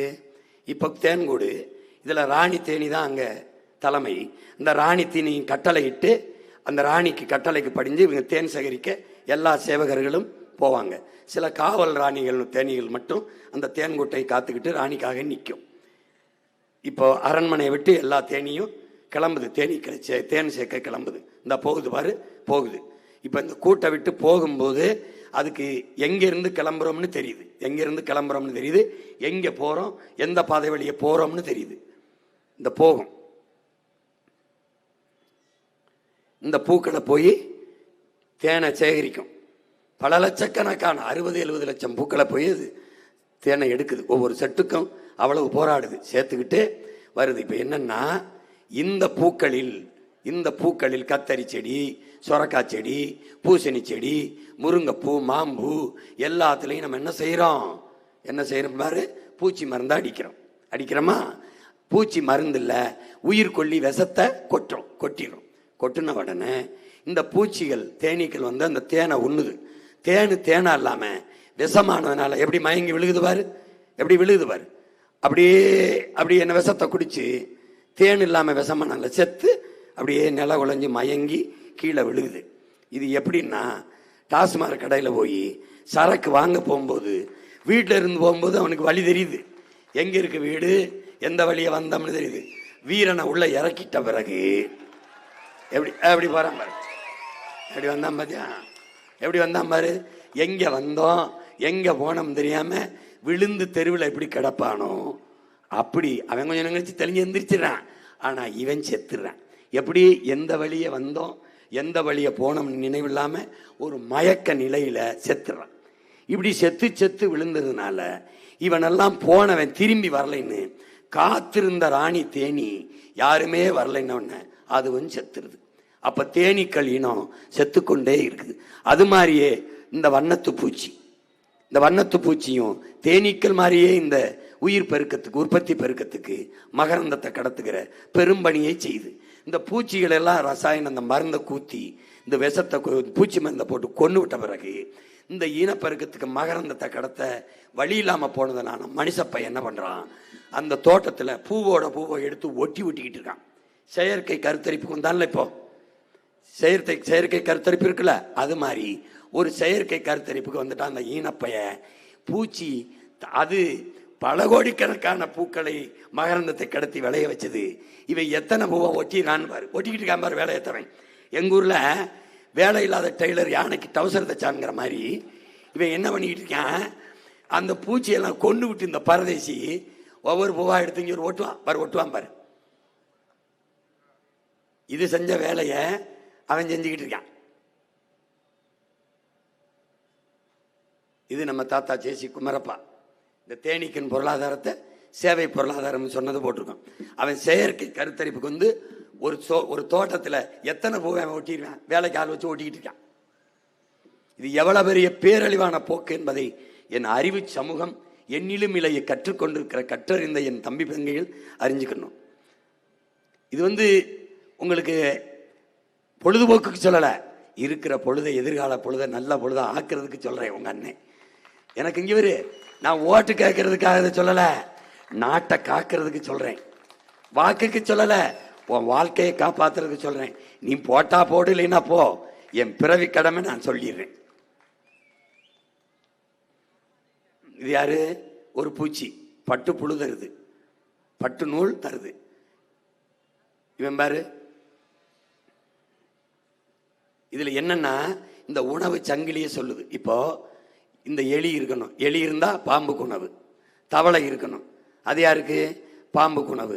அது இது வந்து உணவு சங்கிலின்னு உலகம் இருக்கு. இங்க ஒரு பூச்சி, இங்க ஒரு பூச்சி, தவளை பாம்பு, அப்புறம் எலி, பாம்பு கழுகு, அப்புறம் தாவரங்களை வந்து பூச்சி சாப்பிடும். இங்கே அந்த சிதை வந்து இதுகளை வந்து காளான் இதுகளை சாப்பிட்டு வளரும்.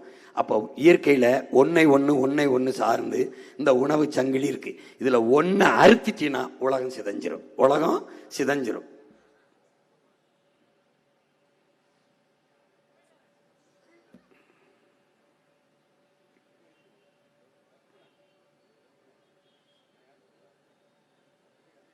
இப்போ இந்த மிளகாய் கொள்ளை, இந்த கத்தரி செடி, மற்ற பயிர்கள் எல்லாம் பூச்சி வந்து அடிக்குது.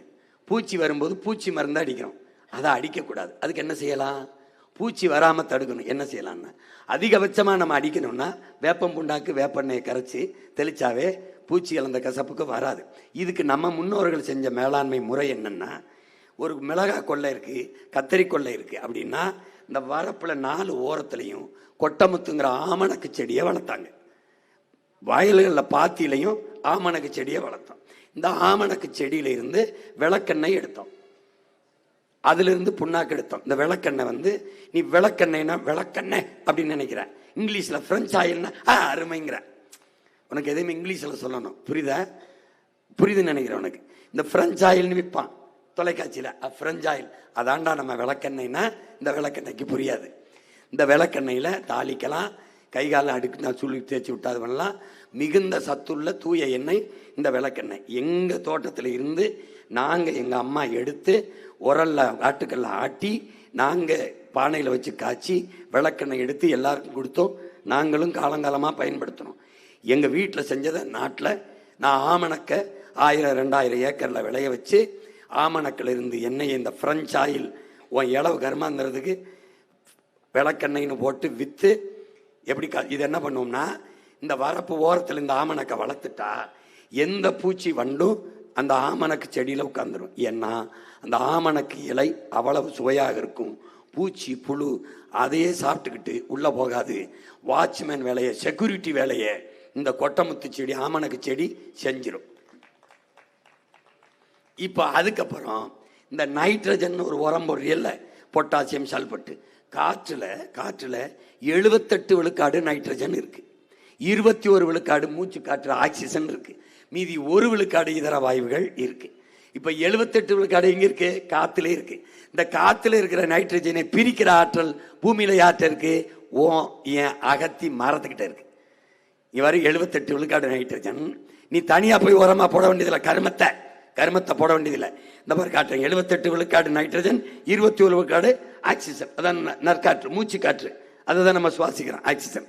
இதுல இந்த 78 விழுக்காடு காற்றுல வர நைட்ரஜனை தனியாக பிரித்து எடுக்கிற ஆற்றல் நம்ம அகத்திக்காரருக்கு இருக்குது.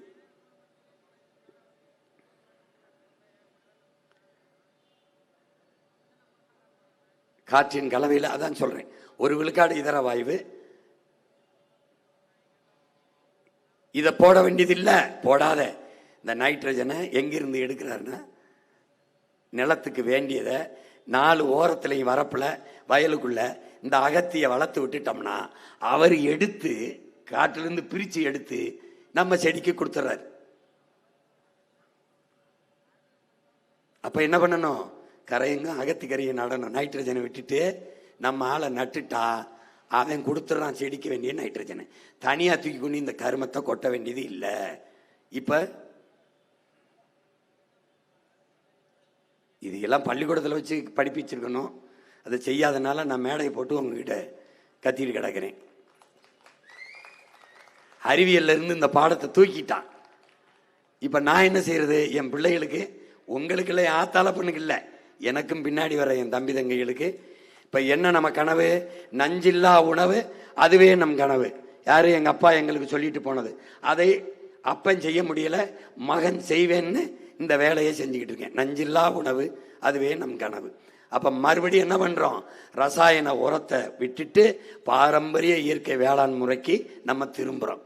அப்போ இதை செய்யணும் அப்படின்னா, இது சரியா இருக்கு என் மகன் சொல்றதுன்னா உன் மகனுக்கு ஓட்டை போட்டு ஜெயிக்க வச்சு நாட்டை கொடு. இல்லை வேணாம்னா அவங்க கிட்டே கொடுத்துரு. வருங்கால பிள்ளைகள் நஞ்சில்லா உணவு உண்ணணும், மருத்துவம் தேவைப்படக்கூடாது, உணவே மருந்தா இருக்கணும், நல்ல காற்று இருக்கணும், நல்ல குடிநீர் இருக்கணும், படிக்க நல்ல கல்வி இருக்கணும், பார்க்க மருத்துவம் இருக்கணும், நடக்க பயணிக்க பாதை இருக்கணும், நல்ல போக்குவரத்து இருக்கணும், எரிக்க தடை இல்லாத மின்சாரம் இருக்கணும், எரிகாற்று. அவர் சொன்னார் பாரு, நம்பல, எத்தனை லட்சம் டன் சிலிண்டர் எரிகாற்று வேணாலும் உன் மகனால தயாரிக்க முடியும். நிலமெங்கும் பண்ணை போடுவேன், நீ இங்கே இரு, வந்தவாசியிலே தொழிற்சாலை, உனக்கு அரசு வேலை தாரேன், கவர்மெண்ட் வேலை. படிக்கல வாடா, மாட்டு சாணம் தேல்வதற்கும் மாட்டு மாறல பால் கறக்கிறதுக்கும் நாட் நீடு எஜுகேஷன். எத்தனை லட்சம் டன் பால் கறந்திருக்கேன், அதுக்கு படிச்சவன். எவ்வளவு ஏற்றுமதி செஞ்சேன், எவ்வளவு உள்ளூர் உணவு தேவைக்கு, எவ்வளவு பாலாடை கட்டிக்கு, எவ்வளவு நெய்க்கு, எவ்வளவு தயிருக்கு, எவ்வளவு மோருக்கு, எவ்வளவு எண்ணெய்க்கு போயிருக்கு கணக்கு படித்தவன். வெளிநாடுல சந்தைப்படுத்த படித்தவன். எவ்வளவு டன் கம்ப்யூட்டர்ல எழுதி வைக்க சாப்ட்வேர் இன்ஜினியர், எல்லாருக்கும் படித்தவன். படிக்காதவன் அனைவனுக்கும் அரசு வேலை அவன் வாழ்விடத்திலே. வந்தவாசியில வேளாண் பண்ணை, வந்தவாசியில என்னடா வரும், மண்ணியல் ஆய்வறிஞர் எடுப்பேன். ஐயா இங்க கரும்பு அருமையா வரும், போரா கரும்பு 2000 ஏக்கர், போரா தொழிற்சாலை, நாட்டு சர்க்கரை, எத்தனால் பெட்ரோல், வெல்லம், கரும்பு சக்கையிலிருந்து சாப்பிடுற தட்டு, பல இண்டஸ்ட்ரி. ஐயா மரவள்ளி கிழங்கு நல்லா வரும், போரா மரவள்ளி கிழங்கு. மரவள்ளி கிழங்கு உணவு தேவைக்கு. மரவள்ளி கிழங்குல இருந்து நூல் எடுக்கிறேன், பை தயாரிக்கிறேன். இந்த பிளாஸ்டிக் பை இருக்குல்ல, ஜப்பான் என்ன பண்ணிட்டான் தெரியுமில்ல, இந்த பிளாஸ்டிக்கை ஒழிச்சிட்டு மரவள்ளி கிழங்குல அதே பிளாஸ்டிக் மாதிரி பை தயாரிச்சிட்டான். அது தண்ணிக்குள்ள போட்டா கரைஞ்சிரும்.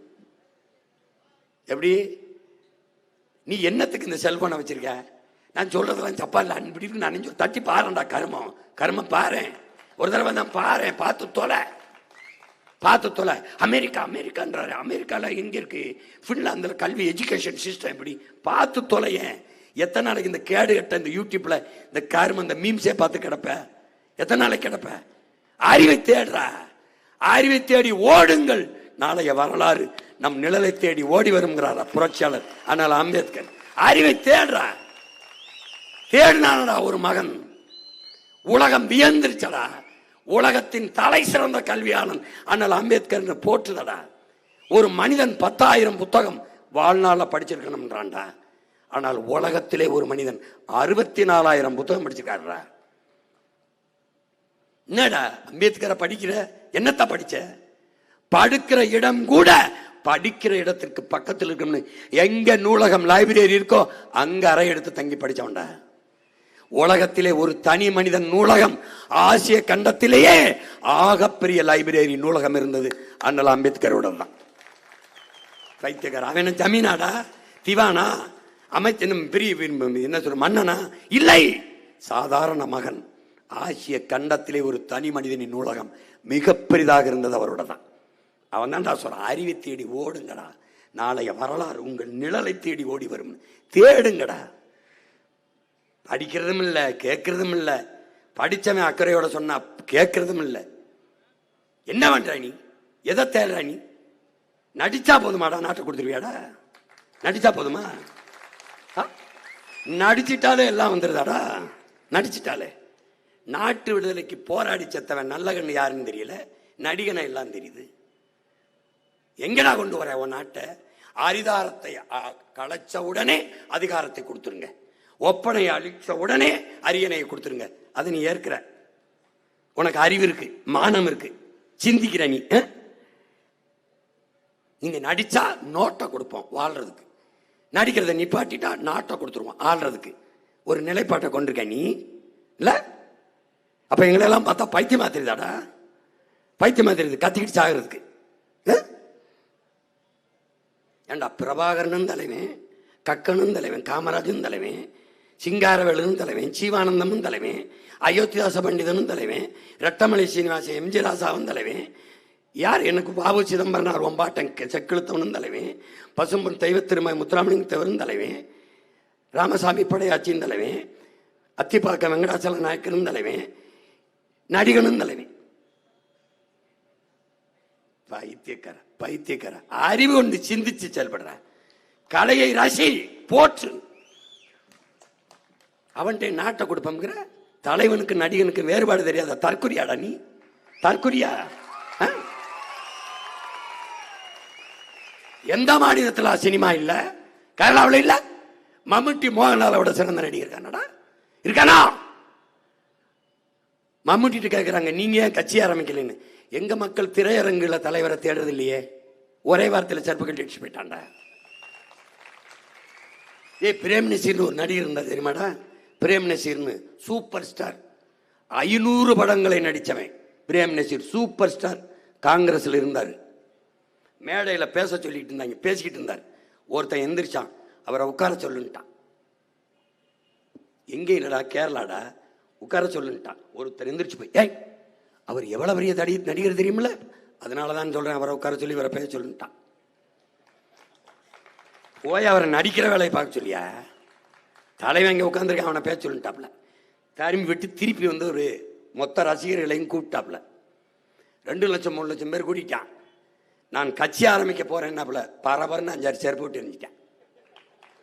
அதோட கீழே இருந்து இறங்கி போனவன் தான். எந்த நடிகனுக்கும் கேரளாவில் கட்சி ஆரம்பிக்கணும் என்னவல்ல.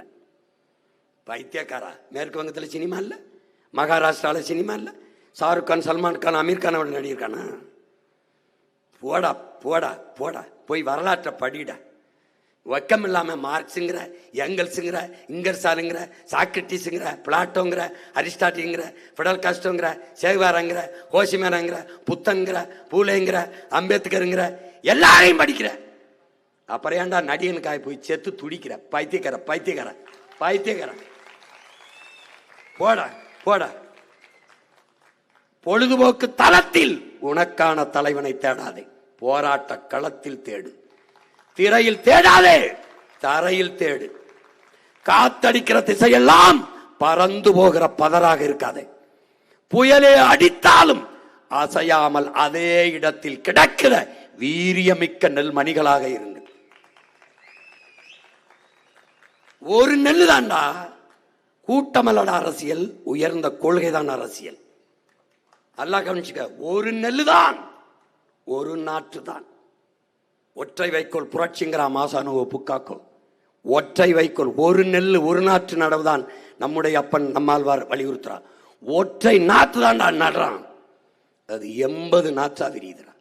ஒற்றை நாற்று 80. ஒரு நாற்று 20 நெல்மணிகளை இருந்தாலும் 1600 நெல்மணிடா. ஒரு நெல் 1600 நெல்மணியை உருவாக்க முடியும் என்றால், ஒற்றை மகன் 36 லட்சம் நெல்மணிகளை விளைய வைக்க முடியும் என்றால், 36 லட்சம் நெல்மணிகள் எத்தனை கோடியாக பெருக்கும் என்பதை அறிவு சமூகம் புரிஞ்சுக்கணும். உன் மகன் பேசுறத கேட்டு காத்துல வாங்கிட்டு போகாத. கடத்து, கடத்துறா. தேனி எப்படி கடத்துது மகரந்தத்தை, அப்படி கடத்து. புரட்சி என்பது என்ன என் உடன் பிறந்தவனே? என்ன? ஒரு வண்டி நிறைய குப்பை, எவனும் வண்டி நிறைய தீப்பத்தி நெருப்பை எடுத்துட்டு போவது இல்லை. ஒரு தீப்பட்டி, ஒரு தீக்குச்சி தான் புரட்சி என்பது. என்ன? ஒவ்வொரு மனிதனின் காலடிக்கு கீழே காய்ந்த சருகுகளாக காத்து கிடக்கிறது. ஒரு தீக்குச்சியின் உரசலுக்காக காத்து கொண்டுங்கிறான். உரசி போடுறா, பத்தி எரியட்டும். தனி மனிதன் சீமான் இங்க பாரு, ஒரு சிறிய விளக்கு மெழுகுவர்த்தியில் இருக்கிற தீபத்தை அப்படின்னு ஊதுனா அணைஞ்சிரும்டா. வாய்கிட்ட ஊதுற காத்தே அணைச்சிருது. தனியா திணின்னு சின்ன நெருப்பா இருந்தா. இதே நெருப்பு அடர்ந்த காற்றுக்குள் பற்றி பெருநெருப்பாக மாறுகிற போது எந்த காற்று ஊதி அணைத்ததோ அந்த காற்று ஊதி ஊதி ஊதி வளர்க்கு. இதுக்கு பேர் என்ன? புரட்சி. பெருந்தீ புரட்சி. தனி மனிதன், உங்கள் மகன் சாலையில் நடந்தால் விபத்து, ஆக்சிடென்ட். நாம் அத்தனை பேரும் எழுந்து நடந்தால் போக்குவரத்து நிறுத்தம், டிராபிக் ஜாம். இதாண்டா புரட்சி. தென்னை மரம் பார்த்திருக்கியா? தென்னை மரம்.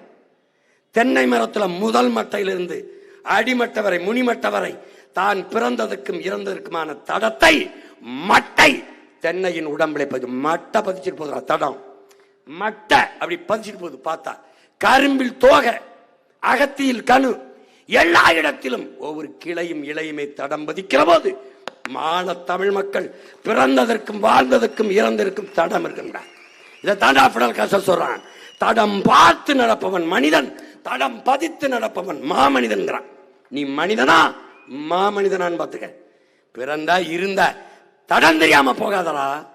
வரலாற்றில் வாழ்ந்தாண்டா அப்படின்னு இருக்கணும். சொல்றான்டா விரல் விட்டு இத்தனை முன்னவர்களை. அப்படி வாழணும். இறந்த பிறகு வாழ்க்கை இருக்குன்னு நீ, உயிர் இருக்குன்னு நினைக்கிறியா? இன்னொரு பிறப்புங்கிறத நீ நம்ப மறுக்கிற. இருக்குல்ல, மறுபிறப்பு இருக்குல்ல. அந்த பிறப்பிற்கு உடலும் இல்லை, உயிரும் இல்லை, புகழ் இருக்கு. வள்ளுவ பெருமகனார் இருக்கானா? இல்லையடா, இல்ல. பிறந்து இறந்து போனான். ஆனால் இறந்தும் இரவா புகழ் பெற்றான். எப்படி? 2000 ஆண்டுகளாக தமிழ் மக்களோட இருக்காண்டாவே. பாரதி இல்லடா, பாரதிதாசன் இல்ல, கம்பன் இல்ல, கபிலன் இல்ல, இளங்கோ இல்ல, சீர்த்தலை சீத்தனார் நம்ம முன்னோர்கள் எவனும் இல்ல, சேர சோழ பாண்டியன் இல்ல. ஆனால் புகழ் இருக்கு. அடுத்த பிறப்பு இறந்த பிறகு பிறப்பது புகழ் பிறப்பு. அதுக்கு வாழ்நாளே கிடையாது. உடல் இல்லை, உயிர் இல்லை, அதுக்கு மரணம் இல்லை. அப்படி ஒரு வாழ்க்கை வாழணும்டா நீ. பைத்தியக்கார 500 ரூபா 1000 ரூபா பிச்சைக்கார காசுக்கு வாக்கை விற்கிறது வாக்கி அரிசி வாங்கி திங்கிறதுக்கு சமம்டா. தூக்கி வீசுறா. வீசி தன்மானமிக்க தமிழ் மக்களாக கிளர்ந்து எழுந்து வரலாற்றை மாற்றிப்படை மாறிச்சுடா. தமிழ் சின்ன சின்ன பசங்க வந்தாங்கடா, மாத்திட்டாங்க. தமிழ்நாட்டு அரசியலை புரட்டி போட்டாங்க. எழுது இந்த தேர்தலை 23 எழுது. ஒற்றை விரலால் எழுது. உழவர் குடியோன் விவசாயிக்கு வாக்கை செலுத்தி தூக்குட. என்னந்த சூரிய ரெட்டல விவசாய சின்னத்தை விட உயர்ந்த சின்ன இருக்கா சொல்றேன். என்ன விசில் உதிப்பு தெரிய போறியா? நீ தெரிய போறியா? என்ன பண்ண? திரையரங்களை ஊதி தெரிஞ்சா, தியேட்டர்ல ஊதி தெரிஞ்சா, இப்ப தெருவில் ஊதி தெரியுற. 2 ஒண்ணு தானடா. அங்க அடிச்சா விசில இப்ப இங்க அடிக்கிற. சூரியன் ஓட்டு போட்டு அவங்க வீட்டில் விடி, நாட்டில் எங்கடா விடியுது? எங்க விடியுது? ரெட்டலை அது 60 வருஷமா மொட்டலையா தான் இருக்கு. அடுத்தலையே விடலை. என்னத்த விடுது? எங்க விடுது? எவன் தோற்றாலும் தோற்றான்னு இருக்கலாம், விவசாயி தோற்றான்னு இருக்கக்கூடாது. எத்தனை லட்சம் வேளாண் கோரி பெருங்குடி மக்கள் இருக்கிறீங்க. உங்க போராட்டங்கள் எல்லாம் உங்கள் மகன் நிக்காத நாள் இருக்கா? உங்கள் குரலோடு என் குரல் ஒலிக்காதது இருக்கா? உங்கள் வேர்வையோடு என் வேர்வை கலக்காம இருந்திருக்கா? அப்போ உங்களுக்காக நின்ன என்னோடு இந்த நேரத்தில் நிற்காமல் எப்போது நிற்க போகிறீர்கள்? எல்லா போராட்டங்கள் என்ற மகனோடு இந்த தருணத்தில் நிற்காமல் எப்போது? எல்லா பிரச்சனையும் தந்தவனோடு, எல்லா பிரச்சனையும் தீர்க்கணும் வந்தவனோடு யாரோடு நிற்க போகிறீர்கள்? யாரோட? பகுத்தறிவதும் என்ன, எது சரி என்று பகுத்து வகுத்து ஆய்ந்து தெளிந்து முடிவெடுக்கிற திறன் தான் பகுத்தறிவு. அது கூட எல்லாமே என்னப்பா? என்னது? அநீதிக்கு துணை போய்கிட்டு எத்தனை காலத்துக்கு திருப்பீங்க? அநியாயம்னு தெரியுது. அநீதியை எதிர்க்கு துணிவில்லாமல், அநீதியை எதிர்த்து அச்சமின்றி துணிந்து எதிர்த்து போராடுகிறவன் எவனோ அவனே உண்மையான ஜிகாத் என்கிறார் ஸல்லல்லாஹு அலைஹி வஸல்லம் நபிகள் நாயகம் அவர்கள். நீ எங்க அநீதியை எதிர்த்து துணிஞ்சு போராடுற? புரட்சித்தீயை, அநீதிக்கு எதிரான புரட்சித்தீயை பற்ற வைக்கவே நான் வந்தேன் என்கிறார் இறைமகன் இயேசு. அவர் பற்ற வைத்த புரட்சித்தீயை நான் பற்ற வச்சுட்டு ஓடுறேன். நீ எச்சியை காரி திருப்பி அணைச்சிக்கிட்டே இருக்கிய தொடர்ந்து. எங்க என்னை எரிய விடுற? எங்க எரிய விடுற? அஞ்சுவதும் அடிவணிவதும் தமிழன் பரம்பரைக்கே கிடையாதுங்கிறான் என் தலைவன். எவனுக்காக சரணடைஞ்சிருக்கானாடா? 206 வழக்கு வாங்கின இந்திய நாட்டில் ஒரு அரசியல் கட்சியை நடத்துற ஒரு தலைவனை சொல்றான். 260 வழக்கு வாங்கின ஒரு மகனை சொல்லு பாப்போம். என்ன கொள்ளையடிச்சனா, இல்ல கொலை பண்ணனா, இல்ல என்ன பண்ண லஞ்சம் வாங்கினா, ஊழல் செஞ்ச ஒண்ணு பேசுனேன் அவ்வளவுதான். 200 ஒரே நாள்ல 100 வழக்குடா. ஒரே நாள்ல 100 வழக்கு. செஞ்சுரி அடிச்சவன் நான் ஒருத்தன் தான். நான் ஏறாத நீதிமன்றம், இருக்காத சிறை சொல்லு பார்ப்போம். ஏன்? விழுந்து விட்ட தமிழ் பேரினத்தின் எழுச்சி. என்னை வளர்த்தவன் அப்படி. எப்படி? நான் செத்தாலும் சரி என் இன வாழணும், நான் வீழ்ந்தாலும் சரி என் இன எழணும், என் இனத்திற்கு வேண்டியது விடுதாய், விடை தலையானாலும் தருவேன். இதான் எங்க கோட்பாடு. ஏனால் உயிரினும் மேலானது எங்கள் உரிமை. என் உயிர் எனக்கு மட்டுமான இழப்பு, என் உரிமை என் ஒட்டுமொத்த இனத்திற்குமான இழப்பு. அதை விட உயிரை இழக்கலாம், உரிமை இழக்கக்கூடாதுங்கிற கோட்பாட்டோட நிற்கிற பிள்ளைகள். போட்டா போடு, போடலைன்னா போ. என் கடமை நான் பேசணும், பேசிட்டேன். உன்னோட பிறந்துட்டேன், வயிற்றுல பிறந்துட்டேன். அதுக்கு என் பிறவி கடமை செஞ்சுட்டேன். வர்ற தேர்தலை பயன்படுத்திக்க, விட்டாத இந்த மகனை கெட்டியா பிடிச்சுக்க. நாடும் மக்களும் நல்லா இருக்கணும்னா இந்த தேர்தலை நீ ஜெயிக்க வைக்கல, எவனாவது மனுக்கு எடுத்துக்கிட்டு வந்த கொன்னே விடுவேன். அண்ணே வீடை இடிக்கிறான், அண்ணே நிலத்தை பறிக்கிறான், அப்ப ஓட்டு போடும்போது எங்க வைக்கலிச்சா நீ? ஏன்னா எல்லாம் தெரியுது, எல்லாம் தெரியுது. அநீதியை தர்றவன், இந்த பிரச்சனையை தந்தவனே ஜெயிச்சுக்கிட்டு இருக்கானே. எப்படி? யார் போடுறா ஓட்டு? யார் போடுறா? எத்தனை காலத்துக்கு இந்த தவறை திருப்பி திருப்பி செய்வேன்? எல்லாரும் வீதிக்கு வந்துட்டு போராடி, அப்புறம் எப்படி உனக்கு போராட்டத்தை தந்தவன் திருப்பி அதிகாரத்துக்கு வர? எப்படி வர? கள்ள ஓட்டு போட்டுக்கிறானா? எப்படி வர்ற? பயன்படுத்திக்க, இந்த தேர்தலை பயன்படுத்திக்க. நீ இது இல்ல, இன்னும் 35 கூட்டம் இருக்கு. ஒவ்வொரு நாளும் போட்டு காட்டுவேன். கல்வி எப்படி கொடுப்பேன், வேலை வாய்ப்பு இங்க பேசிட்டல, வேற ஊர்ல போட்டு காட்டுறேன் பாரு, எப்படி வேலையை பெருக்கி கொடுப்பேன் வாழ்விடத்துலன்னு. நீ கவனி. எல்லாத்தையும் ஒரே நேரத்தில் போட நேரம் இல்லைல்ல. நாளைக்கு வேற கூட்டத்தில் காட்டுவேன். செல்போன்ல போ, யூடியூப் போ, லேட்டஸ்ட் ஸ்பீச், சீமானோட லேட்டஸ்ட் ஸ்பீச்னு தட்டு வந்துடும். பாரு, கொஞ்ச நேரம் பாரு. தேவையில்லாம பொழுத போக்குறதுக்கு இதை பார்த்து ஒரு நல்ல பொழுத ஆக்கு, தயவு செய்து ஆக்கு. புரியுதா? இப்போ இந்த மாவட்டத்தில் போட்டியிடுற, திருவண்ணாமலை மாவட்டத்தில் போட்டியிடுகிற ஆறுயிர் தம்பி மென்பொறியாளர் கணேஷ் அவர்கள், எங்களுடைய தகவல் தொழில்நுட்ப பிரிவினே முதன்மையான தளபதியாக இருக்கிற ஆறுயிர் தம்பி கணேஷ் அவர்களுக்கு நீங்கள் வேளாண்குடி மகன் விவசாயி சின்னத்தில் வாக்கு தர வேண்டும். அடுத்ததாக என் அருமை தங்கை ஆரணி சட்டமன்ற தொகுதியிலே போட்டியிடுகிற தவமணி ரமேஷ் அவர்களுக்கு முதுநிலை வணிக மேலாண்மை கற்ற என் தங்கைக்கு வேளாண்மை விவசாய சின்னத்திலே வாக்கு செலுத்தி வெற்றி பெற செய்ய வேண்டும். பிறகு என்னுடைய அன்பு தம்பி திருவண்ணாமலை மாவட்டத்திலே திருவண்ணாமலை சட்டமன்ற தொகுதியிலே போட்டியிடுகிற வழக்கறிஞர் சு விக்னேஷ் அவர்களுக்கு விவசாய சின்னத்திலே வாக்கு செலுத்தி வெற்றி பெற செய்யுங்கள். விடுத்துக்கு திருவண்ணாமலை மாவட்டம் கீழ்பண்ணத்தூர் சட்டமன்ற தொகுதியிலே போட்டியிடுகின்ற ஆறுவரி இளவல் வழக்கறிஞர் வி லோகநாதன் அவர்களுக்கு விவசாய சின்னத்திலே வாக்கு செலுத்தி வெற்றி பெற செய்யுங்கள். அடுத்ததாக திருவண்ணாமலை மாவட்டம் கலசப்பாக்கம் சட்டமன்ற தொகுதியிலே இளங்கலை கல்வியல் படித்த என் தங்கை சீதா அவர்களுக்கு வாக்கு செலுத்தி வெற்றி பெற செய்யுங்கள். அடுத்ததாக போலூர் சட்டமன்ற தொகுதி இளங்கலை கணிதம் படித்த என் தங்கை உமாதேவி பிரகாஷ் அவர்களுக்கு விவசாய சின்னத்திலே வாக்கு செலுத்தி வெற்றி பெற செய்யுங்கள். திருவண்ணாமலை மாவட்டம் செய்யாறு சட்டமன்ற தொகுதியிலே போட்டியிடுகிற என் அன்பு இளவல் வழக்கறிஞர் மு தமிழ்ச்செல்வன் அவர்களுக்கு விவசாய சின்னத்திலே வாக்கு செலுத்தி வெற்றி பெற செய்யுங்கள். உங்கள் பிள்ளைகள் எங்களின் வெற்றி, உங்களின் வெற்றி. எங்களின் அதிகாரம் எம் மக்களுக்கானது, உங்களுக்கானது. நீங்கள் செலுத்தும் ஒவ்வொரு வாக்கும் நம் மொழி காக்கும், இனம் காக்கும், மண் காக்கும், அதன் மானம் காக்கும், எதிர்கால நம் தலைமுறை பிள்ளைகளின் வாழ்க்கையை பாதுகாக்கும் என்ற எண்ணத்தை கருத்தில் கொண்டு உங்கள் வாக்குகளை உங்கள் பிள்ளைகள் எங்களுக்கு செலுத்தி வெற்றி பெற செய்யுங்கள். புரட்சி எப்போதும் வெல்லும். உங்கள் பிள்ளைகள் எங்களின் வெற்றி அதை சொல்லும். எங்கள் இலக்கு ஒன்றுதான், இனத்தின் விடுதலை. இனம் ஒன்றாவோம், இலக்கை வென்றாவோம். தமிழ் தாய் வாழ்க, தலைவர் பிரபாகரன் வாழ்க. நாம் தமிழர்.